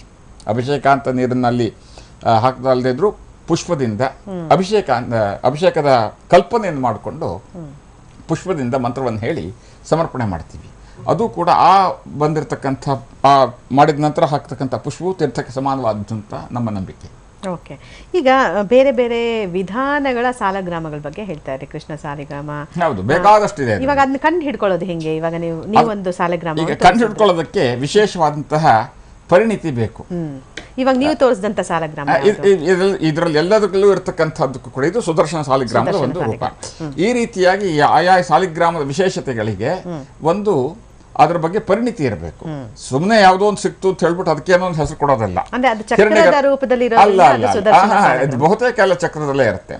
ಈಗ ಹಿರಣ್ಯಗರ್ಭ ಸಾಲಿಗ್ರಾಮ, ಸುವರ್ಣ ಸಾಲಿಗ್ರಾಮ, ನರಸಿಂಹ ಸಾಲಿಗ್ರಾಮ, ಉಗ್ರ ನರಸಿಂಹ ಸಾಲಿಗ್ರಾಮ ಅಂತದಕ್ಕೆಲ್ಲ ಪ್ರಭೇದಗಳಿಗೆ ಗ್ರಂಥಗಳ ಆಧಾರದಲ್ಲಿ ಅಧ್ಯಯನ ಮಾಡಿದಂತಹ ವ್ಯಕ್ತಿಗೆ ಮತ್ತು ಸಾಲಿಗ್ರಾಮ ಜೊತೆಗೆ ಅನುಭವ ಇರತಕ್ಕಂಥವ್ರಿಗೆ ಮಾತ್ರವೇ ಅದರ ವ್ಯತ್ಯಾಸ ಗೊತ್ತಾಗುತ್ತೆ ಹೊರತಾಗಿ ಜನಸಾಮಾನ್ಯರಿಗೆ ಗೊತ್ತಾಗೋದಿಲ್ಲ. ಅಥವಾ ಅದನ್ನು ಒಂದೆರಡು ದಿವಸದಲ್ಲಿ ಹೇಳ್ತಕ್ಕಂಥದ್ದು ಅಥವಾ ನೀವು ಕೊಡ್ತಕ್ಕಂಥ 10-20 ನಿಮಿಷ ಮಾಧ್ಯಮದಲ್ಲಿ ಕೊಡ್ತಕ್ಕಂಥ ಸಮಯದಲ್ಲಿ ಹೇಳುವಂಥಕ್ಕೆ ಆಗುವಂಥದ್ದಲ್ಲ. ಸಾಲಿಗ್ರಾಮದ ಇತಿಹಾಸ, ಸಾಲಿಗ್ರಾಮದ ಒಂದು ರೂಪುರೇಷೆಗಳನ್ನು ಅಧ್ಯಯನ ಮಾಡಿರ್ತಕ್ಕಂತಹ ಆಗಮಶಾಸ್ತ್ರ, ಧರ್ಮಶಾಸ್ತ್ರ, ವೇದಶಾಸ್ತ್ರ ಅಧ್ಯಯನ ಮಾಡಿ ಸಾಲಿಗ್ರಾಮದ ರೂಪುರೇಷೆಗಳ ಪರಿಚಯ ಪೂರ್ಣ ಇದ್ದಂಥವರಿಗೆ ಮಾತ್ರವೇ ಅದು ಗೊತ್ತಾಗ್ತಕ್ಕಂಥದ್ದು. ಅಷ್ಟು ಮಾತ್ರ ಅಲ್ಲ, ಅದಕ್ಕೊಂದು ವಿಶೇಷ ಜ್ಞಾನವೇ ಬೇಕು. ಸಾಲಿಗ್ರಾಮ ಹೇಗೆ ಹಿಡಿದು ಕೈಲಿ ಹಿಡಿತಾ ಇದ್ದಾಗ ಇದು ಯಾವುದು ಅಂತ ಹೇಳೋದಕ್ಕೆ. ಈಗ ವಜ್ರ ಅಥವಾ ಯಾವುದೋ ಒಂದು ವಿಶೇಷವಾದ ಹರಳು, ಅದರ ಮಹತ್ವ ಏನು ಅಂತ ಹೇಳಬೇಕು ಅಂತಂದ್ರೆ ಅದ್ರಲ್ಲಿ ಪರಿಣಿತಿ ಆಗಿರ್ಬೇಕು, ಇಷ್ಟು ಸೆನ್ಸ್ ಇರಬೇಕು, ಅದೆಲ್ಲ ಹೇಳ್ತಾರೆ. ಹಾಗೇನೆ ಇದಕ್ಕೂ ಕೂಡ ಇದು ಅದಕ್ಕಿಂತಲೂ ಬಹಳ ದೊಡ್ಡದಾದಂಥದ್ದು. ಸರಿ ಸೌಮ್ಯಜವರೇ, ಇನ್ನು ಹಾರ ನಾಗರಾಜಾಚಾರ್ಯ ಅವರೇ ನೋಡಿ, ಇವಾಗ ತಿಮ್ಮಪ್ಪನ ಸನ್ನಿಧಾನದಲ್ಲಿರುವಂಥ ಸಾಲಗ್ರಾಮಗಳ ಅಭಿಷೇಕದ ಬಗ್ಗೆ ಮಾತಾಡ್ತಿದ್ವಿ. ಅಲ್ಲಿರೋಂಥ ಸಾಲಗ್ರಾಮಗಳು ಅಂತ ಬಂದಾಗ ಅಲ್ಲಿ ಎಲ್ಲಾ ವೆರೈಟಿಯಾದ ಸಾಲಗ್ರಾಮಗಳು ಇದೆ ಅಂತ ಅನ್ಸುತ್ತೆ. ಪ್ರತಿಯೊಂದು ಇದೆ. ಮತ್ತು ಇನ್ನೊಂದು ಏನು ಅಂದರೆ ಸಾಲಿಗ್ರಾಮಕ್ಕೊಂದು ಶ್ಲೋಕ ಇದೆ. ಸಾಲಿಗ್ರಾಮ ಶಿಲಾರೂಪಿ ಯತ್ರ ತಿಷ್ಠತಿ ಕೇಶವ ತತ್ರ ದೇವಾಹ ಸುರಾಯಜ್ಞ ಭುವನಾನಿ ಚತುರ್ದಶ. ಒಂದು ಸಾಲಿಗ್ರಾಮದಲ್ಲಿ ಕೇವಲ ವಿಷ್ಣು ಮಾತ್ರ ಇರಲ್ಲ, ಸಕಲ ದೇವತೆಗಳ ಸನ್ನಿಧಾನ ಇರುತ್ತೆ. ಸಾಲಿಗ್ರಾಮ ಅನ್ನೋದು ವಿಶೇಷ. ಇವತ್ತು ಅವರು ಸಾಲಿಗ್ರಾಮ ಸಮರ್ಪಣೆ ಮಾಡ್ತಾ ಇದ್ದಾರೆ ಅಂದರೆ ಸಾಲಿಗ್ರಾಮದಲ್ಲಿ ಎಲ್ಲಿ ಕೇಶವನ ಸನ್ನಿಧಾನ ಇರುತ್ತೋ ಸಕಲ ದೇವತೆಗಳ ಮಹಾ ಸನ್ನಿಧಾನ ಇರುತ್ತೆ. 14 ಲೋಕದ ಸನ್ನಿಧಾನ ಇರುತ್ತೆ ಅಂತ ಹೇಳುತ್ತೆ. ಭುವನಾನಿ ಚತುರ್ದಶ, 14 ಲೋಕದ ಸನ್ನಿಧಾನ ಇರುತ್ತೆ. ಇಡೀ ಒಂದು ಸಾಲಿಗ್ರಾಮವನ್ನು ಉಪಾಸನೆ ಮಾಡಿದ್ರೆ ಸಕಲ ದೇವತೆಗಳು ತೃಪ್ತಿ ಆಗ್ತಾರೆ. ಇದರಲ್ಲಿ ಬ್ರಹ್ಮರುದ್ರಾದಿ ಸಕಲ ದೇವತೆಗಳು, ಅಷ್ಟದಿಕ್ಪಾಲಕರು, ನವಗ್ರಹಗಳು ಎಲ್ಲ ತೃಪ್ತರಾಗ್ತಾರೆ ಅನ್ನೋದು ಬಹಳ ಮುಖ್ಯವಾದ್ದು. ಕೇವಲ ವಿಷ್ಣು ಅಂತ ಈಗ ಭಾವಿಸಬಾರ್ದು. ಅದಕ್ಕಾಗಿ ಸಾಮಾನ್ಯವಾಗಿ ಭಾಷ್ಯ ಸೂತ್ರದಲ್ಲಿ ಆದಿಶಂಕರರು ಕೂಡ ವಿಷ್ಣುವನನ್ನು ಸಾಲಿಗ್ರಾಮ ರೂಪದಲ್ಲಿ ಉಪಾಸನೆ ಮಾಡಬೇಕಂತ ಅತಿ ಎತ್ತರದ ಸ್ಥಾನವನ್ನು ಕೊಟ್ಟು ಪಂಚಾಯತನ ಪೂಜೆಯಲ್ಲಿ ಅದಕ್ಕೆ ಮಹತ್ವವನ್ನು ತೋರಿಸಿಕೊಟ್ಟಿದ್ದಾರೆ. ಏಕೆಂದರೆ ಎಲ್ಲ ದೇವತೆಗಳು ತೃಪ್ತರಾಗ್ತಾರೆ ಇದರಲ್ಲಿ. ಮತ್ತು ಎರಡನೇದು ಸರ್ವೇತೇ ನರಕಂಯಾತಿ ಯಾವತ್ ಆಭೂತಿ ಸಂಪ್ಲವಂ ಅದಶ್ಚ ವರ್ಜಯೇತ್ ವಿದ್ವಾಂ ಚಕ್ರಸ್ಯ ಕ್ರಯ ವಿಕ್ರಯಂ. ಈ ಸಾಲಿಗ್ರಾಮನ ಕ್ರಯ ಮಾಡೋ ಹಾಗಿಲ್ಲ, ಮಾರಾಟ ಮಾಡೋ ಹಾಗಿಲ್ಲ. ಈಗಾಗಲೇ ಅವರು ಸೋಮ್ಯಾಜಿಗಳು ಅದನ್ನು ಭಾಳ ಸುಂದರವಾಗಿ ಹೇಳಿದ್ರು. ಎಲ್ಲೋ ಸಿಗುತ್ತೆ ಎಲ್ಲೋ ತೊಗೊಂಡು ಬಂದ್ಬಿಡೋದಲ್ಲ, ಯಾರೂ ಅದನ್ನು ವಿಕ್ರಯ ಮಾಡುವಂಥ ಯೋಗ್ಯತೆಯನ್ನು ಪಡೆದಿಲ್ಲ. ಮತ್ತು ಯಾವುದೋ ಅದನ್ನು ಕೊಂಡುಕೊಂಡು ಬರಬಾರದು ಅಂತಿದೆ. ಅಲ್ಲಿ ಗಂಡಕಿ ನದಿಯಲ್ಲಿ ತಗೊಳ್ಬೇಕು, ಅದನ್ನು ದಾನದ ರೂಪದಲ್ಲಿ ಕೊಡೋಕ್ಕೇನು ತಪ್ಪೇನಿಲ್ಲ. ಅದನ್ನು ಕ್ರಯ ಮಾಡೋ ಹಾಗಿಲ್ಲ, ವಿಕ್ರಯ ಕೂಡ ಮಾಡೋ ಹಾಗಿಲ್ಲ, ಯಾರು ಅದಕ್ಕೆ ಬೆಲೆ ಕೂಡ ಕಟ್ಟೋ ಹಾಗಿಲ್ಲ. ಯಾರು ಬೆಲೆ ಕಟ್ತಾರೋ, ಯಾರು ಮಾರಾಟ ಮಾಡ್ತಾರೋ, ಅಥವಾ ಯಾರು ಕೊಂಡ್ಕೊಳ್ಳೋಕೆ ಹೋಗ್ತಾರೋ, ಸರ್ವೇತೇ ನರಕಂ ಯಾತಿ, ಅವರು ಸಂಪೂರ್ಣವಾಗಿ ನರಕವನ್ನು ಅನುಭವಿಸ್ತಾರೆ ಅಂತ ಶಾಸ್ತ್ರ ಹೇಳುತ್ತೆ. ಅಂದರೆ ಇಷ್ಟು ಮಹತ್ವ ಸಾಲಿಗ್ರಾಮಕ್ಕೆ ಕೊಟ್ಟಿರೋವಂಥದ್ದು ನಾವು ಕೇಳ್ತೀವಿ. ಸಾಲಿಗ್ರಾಮ ಇದ್ದ ಕಡೆ ಆ ವ್ಯಕ್ತಿಯ ಸರ್ವ ದೋಷಗಳ ನಿವಾರಣೆ ಮಾಡುತ್ತೆ. ಈಗ ನಾವು ಕೆಲವು ಸಲ ಅಂದ್ಕೊಳ್ತೀವಿ ಸಾಲಿಗ್ರಾಮ ಪೂಜೆ ನಿರಂತರವಾಗಿ ಪೂಜೆ ಮಾಡ್ತಾನೇ ಇದ್ದಾರೆ, ಆದರೂ ಅವ್ರ ಬಡತನ ಕಡತನೇ ಇರುತ್ತೆ ಅಂತ ಹೀಗೆಲ್ಲ ನಾವು ಭಾವಿಸ್ಕೊಳ್ತೀವಿ. ಲೌಕಿಕ ದೃಷ್ಟಿಯಿಂದ ನೋಡಬಾರ್ದು. ಭಗವಂತನ ಪ್ರಸಾದ ಯಾವತ್ತೂ ಕೂಡ ಲೌಕಿಕ ಬೆಳವಣಿಗೆ, ಲೌಕಿಕ ಅಭಿವೃದ್ಧಿ, ಅವನ ಐಶ್ವರ್ಯ ಸಂಪತ್ತು ಅಭಿವೃದ್ಧಿಯನ್ನೇ ಅದನ್ನೇ ಕ್ರೈಟೀರಿಯಾ ಆಗಿ ಇಟ್ಕೋಬಾರ್ದು. ಸಾಮಾನ್ಯವಾಗಿ ನಮ್ಮಲ್ಲಿ ಹೆಚ್ಚು ಜನ ಬಡತನವನ್ನೇ ಇಷ್ಟಪಡ್ತಿದ್ರು. ಯಾಕೆಂದ್ರೆ ಬಡತನದಲ್ಲಿ ಭಗವಂತನ ಸನ್ನಿಧಾನ ಇರುತ್ತೆ ಅಂತ. ಕೌಪೀನವಂತ ಕುಲ ಭಾಗ್ಯವಂತ. ಹಾಗಾಗಿ ಬಡತನೂ ಕೂಡ ಬಹಳ ವಿಶೇಷವಾಗಿ ಸಿಗ್ತಕ್ಕಂಥ. ಎಷ್ಟೋ ಸಲ ಹೀಗೆ ಅಂದ್ಕೊಂಡ್ಬಿಡ್ತಾರೆ ಕೆಲವರು, ಸಾಲಿಗ್ರಾಮದ ಉಪಾಸನೆ ಮಾಡ್ತಿದ್ದಾರೆ ನೋಡಿ, ಅವರು ದಾನ ಮಾಡಿದ್ದಾರೆ. ಕೆಲವರು ಚರ್ಚೆ ಮಾಡ್ತಾರೆ, ನೋಡಿ ಅವರು ಸಾಲಿಗ್ರಾಮ ಕೊಟ್ಟರು, ಈ ಒಂದು ಹಾರ ಎಲ್ಲ ಕೊಟ್ಟರು, ಅವ್ರಿಗೆ ನೋಡಿ ಹೀಗಾಗೋಯ್ತು, ಏನು ಕಾಪಾಡ್ದ ತಿಮ್ಮಪ್ಪ ಅಂತ ಹೇಳಿ. ತಿಮ್ಮಪ್ಪ ಈ ರೀತಿ ಕಾಪಾಡೋದಲ್ಲ. ಅವರಿಗೆ ಸಕಾಲದಲ್ಲಿ ಯಾವ ಪುಣ್ಯ ಕೊಡಬೇಕೋ, ಎಲ್ಲಿ ಕೊಡಬೇಕೋ, ಯಾವ ಲೋಕದಲ್ಲಿ ಕೊಡಬೇಕೋ ಅದು ಅವನಿಗೆ ಕೊಟ್ಟಿದೆ. ಸಕಾಲದಲ್ಲಿ ರಕ್ಷಣೆ ಮಾಡೋದು ಕಠೋರ ಸತ್ಯ. ಮತ್ತು ಸಾಲಿಗ್ರಾಮದ ದಾನ, ಈಮಲ್ಲಿ ನಮ್ಮಲ್ಲಿ ಕನ್ಯಾದಾನ ಮಾಡುವಾಗಲೂ ಕೂಡ ಸಾಲಿಗ್ರಾಮ ದಾನ ಮಾಡಬೇಕು ಅಂತ ನಿರ್ಣಯ ಇದೆ. ಕನ್ಯಾದಾನ ಮಾಡುವಾಗ ಸಾಲಿಗ್ರಾಮ ಇಟ್ಟು ಅದಕ್ಕೆ ಅಭಿಷೇಕ ಮಾಡಿ ಆ ತೀರ್ಥದಿಂದಲೇ ಆ ಜಲದಿಂದಲೇ ಕನ್ಯೆಯನ್ನು ದಾನ ಮಾಡಿ ಒಂದು ಸಾಲಿಗ್ರಾಮ ತಮ್ಮ ಮನೆ ದೇವರ ಸಾಲಿಗ್ರಾಮವನ್ನು ಕೊಟ್ಟು ದಾನ. ಸಾಲಿಗ್ರಾಮ ಕೊಡೋದು ಬಹಳ ಶ್ರೇಷ್ಠ. ಕೃಷ್ಣ ಕುಚೇಲನಿಗೆ ಕೊಡ್ತಾನೆ ಗೋವಿನ ಸಮೇತ ಅಂತ ಕೂಡ ಹೀಗೆ ತುಂಬ ಪುರಾಣದಲ್ಲಿ ಉಲ್ಲೇಖ ಇದೆ. ಸರಿ ಡಾಕ್ಟರ್ ಶೆಲ್ಲಪಿಳ್ಳ ಅಯ್ಯಂಗಾರ್ ಅವರೇ, ಈಗ ನೋಡಿ ತಿರುಪತಿ ತಿಮ್ಮಪ್ಪನಿಗೆ ಕೊಡೋರ ಸಂಖ್ಯೆ ಏನು ಕಡಿಮೆ ಇಲ್ಲ, ಲಕ್ಷಾಂತರ ಸಂಖ್ಯೆಯಲ್ಲಿ ಅವನಿಗೆ ಆಭರಣಗಳ ರೂಪದಲ್ಲಾಗಿರ್ಬೋದು, ಹಣ ಆಗಿರ್ಬೋದು, ಬೇಕಾದ್ದೆಲ್ಲ ಕೊಡ್ತಾ ಇರ್ತಾರೆ. ಆದರೆ ನೋಡಿ ಇವಾಗ ಆಭರಣಗಳ ಕೊಡುವಂಥ ವಿಚಾರದಲ್ಲಿ ಇವಾಗ ರಾಜಕೀಯ ಧುರೀಣರನ್ನು ತಗೋಬೋದು, ಅಥವಾ ಬೇರೆ ಬೇರೆ ಬಿಸ್ನೆಸ್ಸಲ್ಲಿ ತುಂಬ ಸಾಧನೆ ಮಾಡಿದಂಥವ್ರಾಗಿರ್ಬೋದು, ಅವರೇನಾದ್ರು ಈ ಆಭರಣಗಳನ್ನು ಕೊಟ್ಟಂಥವ್ರನ್ನ ನೋಡಿದ್ರೆ ಅವ್ರಿಗೆ ಹೆಚ್ಚು ಅಂದರೆ ಅಂಥ ಏನು ಮಹತ್ತರವಾದಂಥ ಅಭಿವೃದ್ಧಿ ಅನ್ನೋದಕ್ಕಿಂತ ಅವ್ರಿಗೆ ತೊಂದರೆಗಳಾಗಿರೋದೇ ಹೆಚ್ಚು ಅಂತ. ಇದಕ್ಕೇನಾದರೂ ಕಾರಣ ಇದೆಯಾ ಹೇಗೆ ಅಂತ?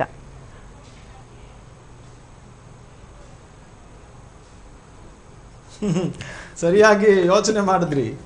ಈಗ ಏನಾಗುತ್ತೆ ಅಂತಂದ್ರೆ ಆಭರಣವನ್ನ ಕೊಡ್ತಾ ಇರೋದು ಯಾವ ದೃಷ್ಟಿಯಿಂದ ಅನ್ನೋದನ್ನ ನಾವು ನೋಡ್ಬೇಕು. ಯಾಕೆ ಅಂತ ಕೇಳಿದ್ರೆ ಆಭರಣವನ್ನ ಸೇವಾ ದೃಷ್ಟಿಯಲ್ಲಿ ಕೊಡ್ತಾ ಇದ್ದಾರೆಯಾ, ಅಥವಾ ತಮಗೆ ಆಗುವ ತೊಂದರೆಗಳು, ತಮಗೆ ಆಗಿದ್ದಂತಹ ಏನು ರಾಜಕೀಯ ತೊಂದರೆಗಳಾಗಿರ್ಬೋದು, ಅಥವಾ ತಮಗೆ ಆಗಿರುವಂತಹ ಕಾನೂನಿನ ತೊಂದರೆಗಳಾಗಿರ್ಬೋದು, ತಮಗೆ ಆಗಿರುವಂತಹ ಶಾರೀರಿಕ ತೊಂದರೆಗಳು, ಸಂಸಾರದ ತೊಂದರೆಗಳು, ಇವುಗಳನ್ನ ಕಳೆಯಪ್ಪ ಅಂತ ಕೊಡ್ತಾ ಇದ್ದಾರೆ ಅಂತ ನಾವು ಯೋಚನೆ ಮಾಡಬೇಕು. ಈಗ ಒಂದು ಪರಮಾತ್ಮನಿಗೆ ಅವನು ಸರ್ವಶಕ್ತ, ಸರ್ವಜ್ಞ, ಸುಶೀಲ, ಅವನಿಗೆ ನೀವು ಯಾವುದರಿಂದ ಸಂಪಾದನೆ ಮಾಡಿದಿರಿ, ಯಾವುದನ್ನ ಕೊಡ್ತಾ ಇದ್ದೀರಿ, ಯಾವ ಹಣ ಇದು, ಎಲ್ಲಿಂದ ಸಂಪಾದನೆ ಮಾಡಿದ್ರಿ ಅನ್ನೋದೆಲ್ಲ ಪರಮಾತ್ಮನಿಗೆ ಗೊತ್ತಿಲ್ವಾ? ನೀವು ಕೊಟ್ಟ ತಕ್ಷಣವೇ ಯಾವುದೋ ಮಾರ್ಗದಲ್ಲಿ ಸಂಪಾದನೆಯನ್ನ ಮಾಡಿ ಕೊಟ್ಟ ತಕ್ಷಣವೇ ಭಗವಂತ ಕಣ್ಣು ಮುಚ್ಕೊಂಡು ನಿನಗೆ ಒಳ್ಳೇದಾಗ್ಲಿ ಅಂತ ಏನು ಹೇಳ್ಬಿಡೋದಿಲ್ಲ. ಅದು ಶಾಸ್ತ್ರಕ್ಕೆ ವಿರೋಧ. ನೀನು ಕೊಡಬೇಕಾಗಿರೋದು ನಿನ್ನ ಕರ್ಮ ಕಮ್ಮಿ ಆಯಿತು ಅನ್ನೋದು ಅಷ್ಟೇ ಹೊರತು, ನೀನು ಇದನ್ನ ಕೊಟ್ಟಿದ ತಕ್ಷಣವೇ ನಿನ್ನೆಲ್ಲ ಪಾಪಕರ್ಮಗಳಿಗೆ ನಾನೆಲ್ಲ ಮನ್ನಾ ಮಾಡಿಬಿಟ್ಟಿದ್ದೀನಿ, ನಿನಗೆ ಸಾಕ್ಷಾತ್ ವೈಕುಂಠವನ್ನ ಕೊಟ್ಬಿಡ್ತೀನಿ ಅಂತ ಹೇಳಿದ್ರೆ ಅದು ಅವನೇ ಮಾಡಿರುವ ಶಾಸ್ತ್ರಗಳಿಗೆ ವಿರುದ್ಧ ಆಗ್ಬಿಡ್ತದೆ. ಆದ್ದರಿಂದಾಗಿ ಅವರು ಕೊಟ್ಟಾದ್ಮೇಲೂ ಕೂಡ ಅವರ ಪಾಪಕರ್ಮಗಳಿಗೆ ಅನುಗುಣವಾಗಿ ಅವರ ಶಿಕ್ಷೆಯನ್ನ, ಆರಬ್ಧ ಕರ್ಮ ಅಂತ ಹೇಳ್ತೀವಿ ನಾವು. ಆರಬ್ಧ ಕರ್ಮ ಅಂದ್ರೆ ಸಂಚಿತ ಕರ್ಮ, ಆಗಾಮಿನಿ ಕರ್ಮ ಅಂತ ಮೂರಿದೆ. ಆಗಾಮಿನಿ ಕರ್ಮದಿಂದ ತಪ್ಪಿಸ್ಕೋಬಹುದು, ಸಂಚಿತ ಕರ್ಮಗಳನ್ನ ನಾಶ ಮಾಡ್ಕೋಬಹುದು, ಆದ್ರೆ ಪ್ರಾರಬ್ಧ ಕರ್ಮವನ್ನ ಅನುಭವಿಸ್ಲೇಬೇಕು. ಸೊ ಈ ಪ್ರಾರಬ್ಧ ಆರಂಭ ಆಗಿರೋದ್ನ ಯಾವ ದಾನದಿಂದಾನು ನೀವು ಸರಿಪಡಿಸ್ಕೊಳ್ಳೋದು ಕಷ್ಟ ಆಗುತ್ತೆ. ಅದಕ್ಕೆ ಭಗವಂತನ ನಿರ್ಹೇತುಕ ಕೃಪೆ ಬೇಕಾಗುತ್ತೆ. ಆದ್ರಿಂದ ವೆಂಕಟೇಶ್ವರನಿಗೆ ಕೊಟ್ಟವ್ರಿಗೆ ಎಲ್ಲರಿಗೂ ಒಳ್ಳೇದಾಗ್ಬಿಡುತ್ತೆ ಅನ್ನೋದಕ್ಕಿಂತ ಖಂಡಿತ ಒಳ್ಳೇದಾಗುತ್ತೆ, ಇಲ್ಲ ಅಂತಲ್ಲ. ಆ ಭಕ್ತಿಯನ್ನ ಮಾಡಿದ್ರೆ, ಭಕ್ತಿಯಿಂದ ಸಮರ್ಪಣೆ ಮಾಡಿದ್ರೆ, ಬೇರೆ ಯಾವ ಕೋರಿಕೆಯೂ ಇಲ್ಲದೆ ನನಗೆ ನನ್ನ ಶಾರೀರಿಕ ಆರೋಗ್ಯ, ನನ್ನ ರಾಜಕೀಯ ಶಕ್ತಿ, ಅಥವಾ ನನಗೆ ಯಾವುದೋ ಒಂದು ಪದವಿ, ಇದು ಯಾವುದೂ ಆಸೆ ಇಲ್ಲದೆ ಆ ಪರಮಾತ್ಮನ ಪಾದಗಳಲ್ಲಿ ಪರಮ ಭಕ್ತಿಯಿಂದ ಸಮರ್ಪಿಸ್ಬಿಟ್ರೆ ಖಂಡಿತ ಒಳ್ಳೇದಾಗುತ್ತೆ. ಅದು ಬಿಟ್ಟು ನೀವು ಈ ಯಾವುದೋ ಒಂದು ನಿಮ್ಮ ಕೋರಿಕೆಯನ್ನು ಈಡೇರಿಸೋಸ್ಕರ ಮಾಡಿದಾಗ ಆ ಪರಮಾತ್ಮ ಡಿಸೈಡ್ ಮಾಡ್ತಾನೆ ಈ ಕೋರಿಕೆಯನ್ನ ಮಾಡ್ಬೋದಾ ಅಥವಾ ಇವನ ಕರ್ಮ ಕಳೆದಿದೆಯಾ ಇಲ್ಲ ಇವನ ಆರಬ್ಧ ಇದೆಯಾ ಇದನ್ನೆಲ್ಲ ಯೋಚನೆ ಮಾಡಿ ಸರಿ ಸರಿ ಅದನ್ನ ಸಂಕಟವನ್ನ ಕಡಿಮೆ ಮಾಡ್ತಾನೆ. ಆದ್ರೆ ಶಿಕ್ಷೆ ಲೋಕದ ನಿಯಮ, ಶಿಕ್ಷೆಯನ್ನ ಕೊಡ್ತಾನೆ ಅನ್ನೋದು ಆಗಮ ಶಾಸ್ತ್ರದಲ್ಲಿ ಸ್ಪಷ್ಟವಾಗಿ ಹೇಳಿದೆ. ಸರಿ ಸರಿ, ಒಟ್ಟಿನಲ್ಲಿ ಪ್ರಾರಬ್ಧ ಕರ್ಮಗಳು ಅನ್ನುವಂಥದ್ದು ಕೇಳೋದ್ರೊಳ್ಳೆ ಚೆನ್ನಾಗಾಯ್ತು. ATM ಕಾರ್ಡ್ ಹಾಕ್ಬಿಟ್ಟು ದುಡ್ಡು ತೆಗೆದ ಹಾಗೆ ನೀವು ಈ ಕಡೆ ಒಂದ್ ಕಡೆಯಿಂದ ದರೋಡೆ ಪಾಪಕರ್ಮಗಳನ್ನ ಮಾಡ್ತಾ ಇದ್ದು ಏನೋ ಒಂದಿಷ್ಟು ಪರ್ಸೆಂಟೇಜ್ ಅಲ್ಲಿ ಕೊಟ್ಬಿಟ್ಕೊಳ್ಳೆ ಇದೆಲ್ಲ ಸರಿ ಹೋಗುತ್ತೆ ಅಂತಕ್ಕಂಥದ್ದು ಒಪ್ತಕ್ಕಂಥ ವಿಚಾರ ಅಲ್ಲ. ನಮ್ಮ ಇತ್ತೀಚಿನ ಕಳೆದ ಒಂದು 5-10 ವರ್ಷಗಳ ಇತಿಹಾಸವನ್ನು ನಾವು ಗಮನಿಸಿದಾಗ ಕರ್ನಾಟಕದಲ್ಲಿ ದೊಡ್ಡ ದೊಡ್ಡ ಉದ್ಯಮಿಗಳು ದೊಡ್ಡ ದೊಡ್ಡ ಬಂಗಾರದ ಕಿರೀಟಾದಿಗಳನ್ನು ಕೊಟ್ಟರು ವೆಂಕಟೇಶ್ವರ ಸ್ವಾಮಿಗೆ. ಇನ್ನೊಬ್ಬರು ಉದ್ಯಮಿಗಳು ವಿಮಾನ ತಗೊಂಡು ಹೋಗಿ ಅಲ್ಲಿ ಪೂಜೆ ಮಾಡಿಸ್ಕೊಂಡು ಬರ್ತಾ ಇದ್ರು. ಅದೆಲ್ಲದೂ ಕಸಲು ಸಿಕ್ಕಾಕೊಂಡಿದೆ ಅಂದರೆ ಅದರ ಹಿಂದಿದ್ದಂತಹ ಅವರ ಒಂದು ಮನೋವಾಂಛೆ, ಅವರ ಒಂದು ಆಸೆ, ಸ್ವಾರ್ಥತೆ ಅದು ಭಗವಂತಗೆ ಒಪ್ಕೊಳ್ಳಿಕ್ಕೆ ಆಗಲಿಲ್ಲ, ಒಪ್ಕೊಳ್ಳುವಂಥದ್ದಾಗಿರಲಿಲ್ಲ ಅನ್ಸುತ್ತೆ. ಹಾಗಾಗಿ ಈಗ ಇಲ್ಲಿ ಸನ್ಮಾನ್ಯ ಶ್ರೀ ಚಂದ್ರಶೇಖರ್ ರಾವ್ ತೆಲಂಗಾಣದ ಮುಖ್ಯಮಂತ್ರಿಗಳು ಕೊಟ್ಟಿರತಕ್ಕಂಥದ್ದು ಪ್ರಾಯಶಃ ನನಗೆ ಬಂದಿರತಕ್ಕಂಥ ಮಾಹಿತಿ ಪ್ರಕಾರ ಅದು ಅವರು ವೈಯಕ್ತಿಕವಾಗಿ ಕೊಟ್ಟಿದ್ದಲ್ಲ. ರಾಜ್ಯದ ಬೊಕ್ಕಸದಿಂದ ಸೇವಾ ಮನೋಭಾವನೆ ಅನ್ನುವಂಥದ್ದು ರಾಜ್ಯದ ಬೊಕ್ಕಸದಿಂದ ರಾಜ್ಯಕ್ಕೆ ಒಳ್ಳೆಯದಾಗಲಿ ಮತ್ತು ತೆಲಂಗಾಣ ಅಂತಕ್ಕಂಥ ಒಂದು ರಾಜ್ಯ ನಿರ್ಮಾಣವಾಗಿ ಈ ಭಾರತದಲ್ಲಿ ಅದೊಂದು ರಾಜ್ಯ ನಿರ್ಮಾಣವಾಗಿ ಅಲ್ಲಿಯ ಒಂದಿಷ್ಟು ಅಭಿವೃದ್ಧಿಗಳೆಲ್ಲ ಆಗಲಿ ಅಂತ ಹೇಳಿ ಅವರು ಕಳೆದ ಸುಮಾರೊಂದು 10-20-30 ವರ್ಷಗಳಿಂದ ಹೋರಾಟ ಮಾಡ್ಕೊಂಡು ಬಂದಿದ್ದು ಆ ಒಂದು ಆಸೆ ಪೂರೈಸಿದ್ದಕ್ಕಾಗಿ ರಾಜ್ಯದ ಬೊಕ್ಕಸದಿಂದ ಜನರ ಹಣದಿಂದ ಕೊಟ್ಟಿರೋದ್ರಿಂದ ಅದರಲ್ಲಿ ವೈಯಕ್ತಿಕವಾಗಿ ಅದೇನಿಲ್ಲ. ಜನರ ನಾಯಕರಾಗಿ ರಾಜ್ಯದ ಮುಖ್ಯಮಂತ್ರಿಯಾಗಿ ಅವರಲ್ಲಿ ಕೊಟ್ಟಿದ್ದಾರೆ ಅಂತ ಅನ್ಕೋತೀನಿ. ಇನ್ನು ಅವರು ಖಾಸಗಿಯಾಗಿ ವೈಯಕ್ತಿಕವಾಗಿ ಅವರ ಸ್ವಂತದ್ದಾಗಿ ಕೊಟ್ಟಿದ್ದಾಗಿದ್ದರೆ ಅದು ಅವರ ಕೆಲವಷ್ಟು ಕರ್ಮ ಕಳ್ಕೊಳ್ಳೋದಕ್ಕೆ ಇತ್ಯಾದಿಗಳಿರ್ಬೋದು. ಅಲ್ಲ, ಇಲ್ಲಿ ನಾವು ಕೊಡ್ತಕ್ಕಂಥದ್ದಲ್ಲಿ ನಮ್ಮಲ್ಲಿ ಏನಿರಬೇಕಪ್ಪ ಅಂದ್ರೆ ತ್ವದೀಯಂ ವಸ್ತು ಗೋವಿಂದ ತುಭ್ಯಮೇವ ಸಮರ್ಪಣಂ ಅಂತಕ್ಕಂಥ ಮನೋಭಾವನೆ ಇರಬೇಕು. ನಮ್ಮ ಕನ್ನಡದಲ್ಲಿ ಬಹಳ ಚೆನ್ನಾಗಿ ಹೇಳ್ತಾರೆ, ಕೆರೆಯ ನೀರನ್ನು ಕೆರೆಗೆ ಚೆಲ್ಲಿ ಅಂತ. ಆ ಭಗವಂತ ಕೊಟ್ಟಿರ್ತಕ್ಕಂಥದ್ದನ್ನ ಭಗವಂತನ ಚರಣಕರ್ಮಗಳಿಗೆ ಸಮರ್ಪಣೆ ಮಾಡ್ತಾ ಇದ್ದೀನಿ ಅಂತಕ್ಕಂಥ ಮನೋಭಾವನೆ ಇದ್ದಾಗ್ಲೇನೆ ಏನೋ ಒಂದಿಷ್ಟು ಅನುಗ್ರಹ ಪ್ರಾಪ್ತಿ ಆಗುತ್ತೆ ಹೊರತಾಗಿ ನಾನು ಇದನ್ನ ಕೊಡ್ತೀನಿ ನಿನ್ನ ಕೊಡು ಅಂತ ಲೇನಾದೇನಾ ಎತ್ತು ನೈಚಲೇಗ ಅದು ಆ ಥರದಲ್ಲಿ ಆಗೋದಿಲ್ಲ. ಅವನನ್ನ ಪಾರ್ಟ್ನರ್ಶಿಪ್ ಮಾಡ್ಕೊಳಕ್ಕಾಗಲ್ಲ. ನಾನು ಅಲ್ಲೆಲ್ಲ ಲೂಟಿ ಮಾಡ್ಕೊಂಡು ಕದ್ಕೊಂಡು ಬಂದು 100 ಕೋಟಿ ಕದೀತೀನಿ, ನಿಂಗೊಂದು 10 ಕೋಟಿ ಕೊಟ್ಬಿಡ್ತೀನಿ, 10% ಅದನ್ನ ಶಿಕ್ಷೆಯಿಂದ ಪಾರು ಮಾಡು, ಪಾಪದಿಂದ ಪಾರು ಮಾಡು ಅಂತಕ್ಕಂಥದ್ದು ತಪ್ಪು ಸಂದೇಶ ಹೋಗುತ್ತೆ ಪ್ರೇಕ್ಷಕ ಪ್ರಭುಗಳಿಗೆ. ಅಂತದ್ದು ಒಪ್ಕೊಳ್ತಕ್ಕಂಥ ವಿಚಾರ ಅಲ್ಲಮ್ಮ. ಸರಿ, ಸೌಮ್ಯಾಜಿ ಅವರೇ, ನಾಗರಾಜಾಚಾರ್ಯ ಅವರೇ. ಅಲ್ಲಲ್ಲ, ಈಗ ಸಂಕ್ಷಿಪ್ತವಾಗಿ ಸರ್, ವ್ಯಕ್ತಿಗಳು ತಾನಿದು ಸಂಪಾದನೆ ಅಂತಂದ್ರೆ ಹುಟ್ಟುವಾಗ ಯಾರೇನು ತಂದಿಲ್ಲ, ತಾನು ಹುಟ್ಟುವಾಗ ಬೆತ್ತಲೆಯಾಗೆ ಹುಟ್ಟುತ್ತಾರೆ, ಏನೂ ತಂದಿಲ್ಲ. ಆದ್ರೆ ಪ್ರಾರಬ್ಧ ಕರ್ಮ ಇದೆಯಲ್ಲ ಅದು ಕಳೆದ ಜನ್ಮದಿಂದ ಬಂದಿರುತ್ತೆ. ಆ ಪ್ರಾರಬ್ಧ ಕರ್ಮ ಅನುಭವಿಸಿರ್ಬೇಕು. ಈಗೇನ್ ಕೊಟ್ಟಿದ್ದಾರೆ ಇದು ಭಗವಂತ ಕೊಟ್ಟಿದ್ದಾನೆ, ಅದನ್ನು ಅವನಿಗೆ ಸಮರ್ಪಣೆ ಮಾಡ್ತಾರೆ. ಅವ್ರು ಆಗ್ಲೇ ಹೇಳದಾಗೆ ಹರಿಯ ಕರುಣದೊಳಾದ ಭಾಗ್ಯವ ಹರಿ ಸಮರ್ಪಣೆ ಮಾಡಿ ಬದುಕಿರೋ ಅದನ್ನ ಮಾಡಿದ್ದಾರೆ. ಅದು ಕೊಟ್ಟಿದ್ ತಪ್ಪು ಅಂತಲ್ಲ, ಇದು ಉತ್ತೇಜಕಾರಿ. ಭಗವಂತನಿಗೆ ಸಮರ್ಪಣೆ ಮಾಡೋದು ರಾಷ್ಟ್ರದಿಂದ ಕೊಟ್ಟಿದ್ದು ಉತ್ತೇಜನಕಾರಿ. ಭಗವಂತನ ಅನುಗ್ರಹ ಹಾಗೆ ಆಗುತ್ತೆ. ಲೋಕ ಕಲ್ಯಾಣದ ದೃಷ್ಟಿಯಿಂದ. ಸರಿ, ಹಾರ ನಾಗರಾಜಾಚಾರ್ಯ, ದೈವಜ್ಞ ಸೌಮ್ಯಾಜಿ ಅವರೇ, ಶೆಲ್ಲಪಿಳ ಅಯ್ಯಂಗಾರ್ ಅವರೇ, ಮೂವರಿಗೂ ಧನ್ಯವಾದ. ನಮಸ್ಕಾರ. ಕಾರ್ಯಕ್ರಮದಲ್ಲಿ ಭಾಗವಹಿಸಲಿಕ್ಕೆ ಇದು ಈ ಹೊತ್ತಿನ ವಿಶೇಷ ಕಾರ್ಯಕ್ರಮ. ನಿರಂತರ ಸುದ್ದಿಗಾಗಿ ನೋಡ್ತಾ ಇರಿ TV9.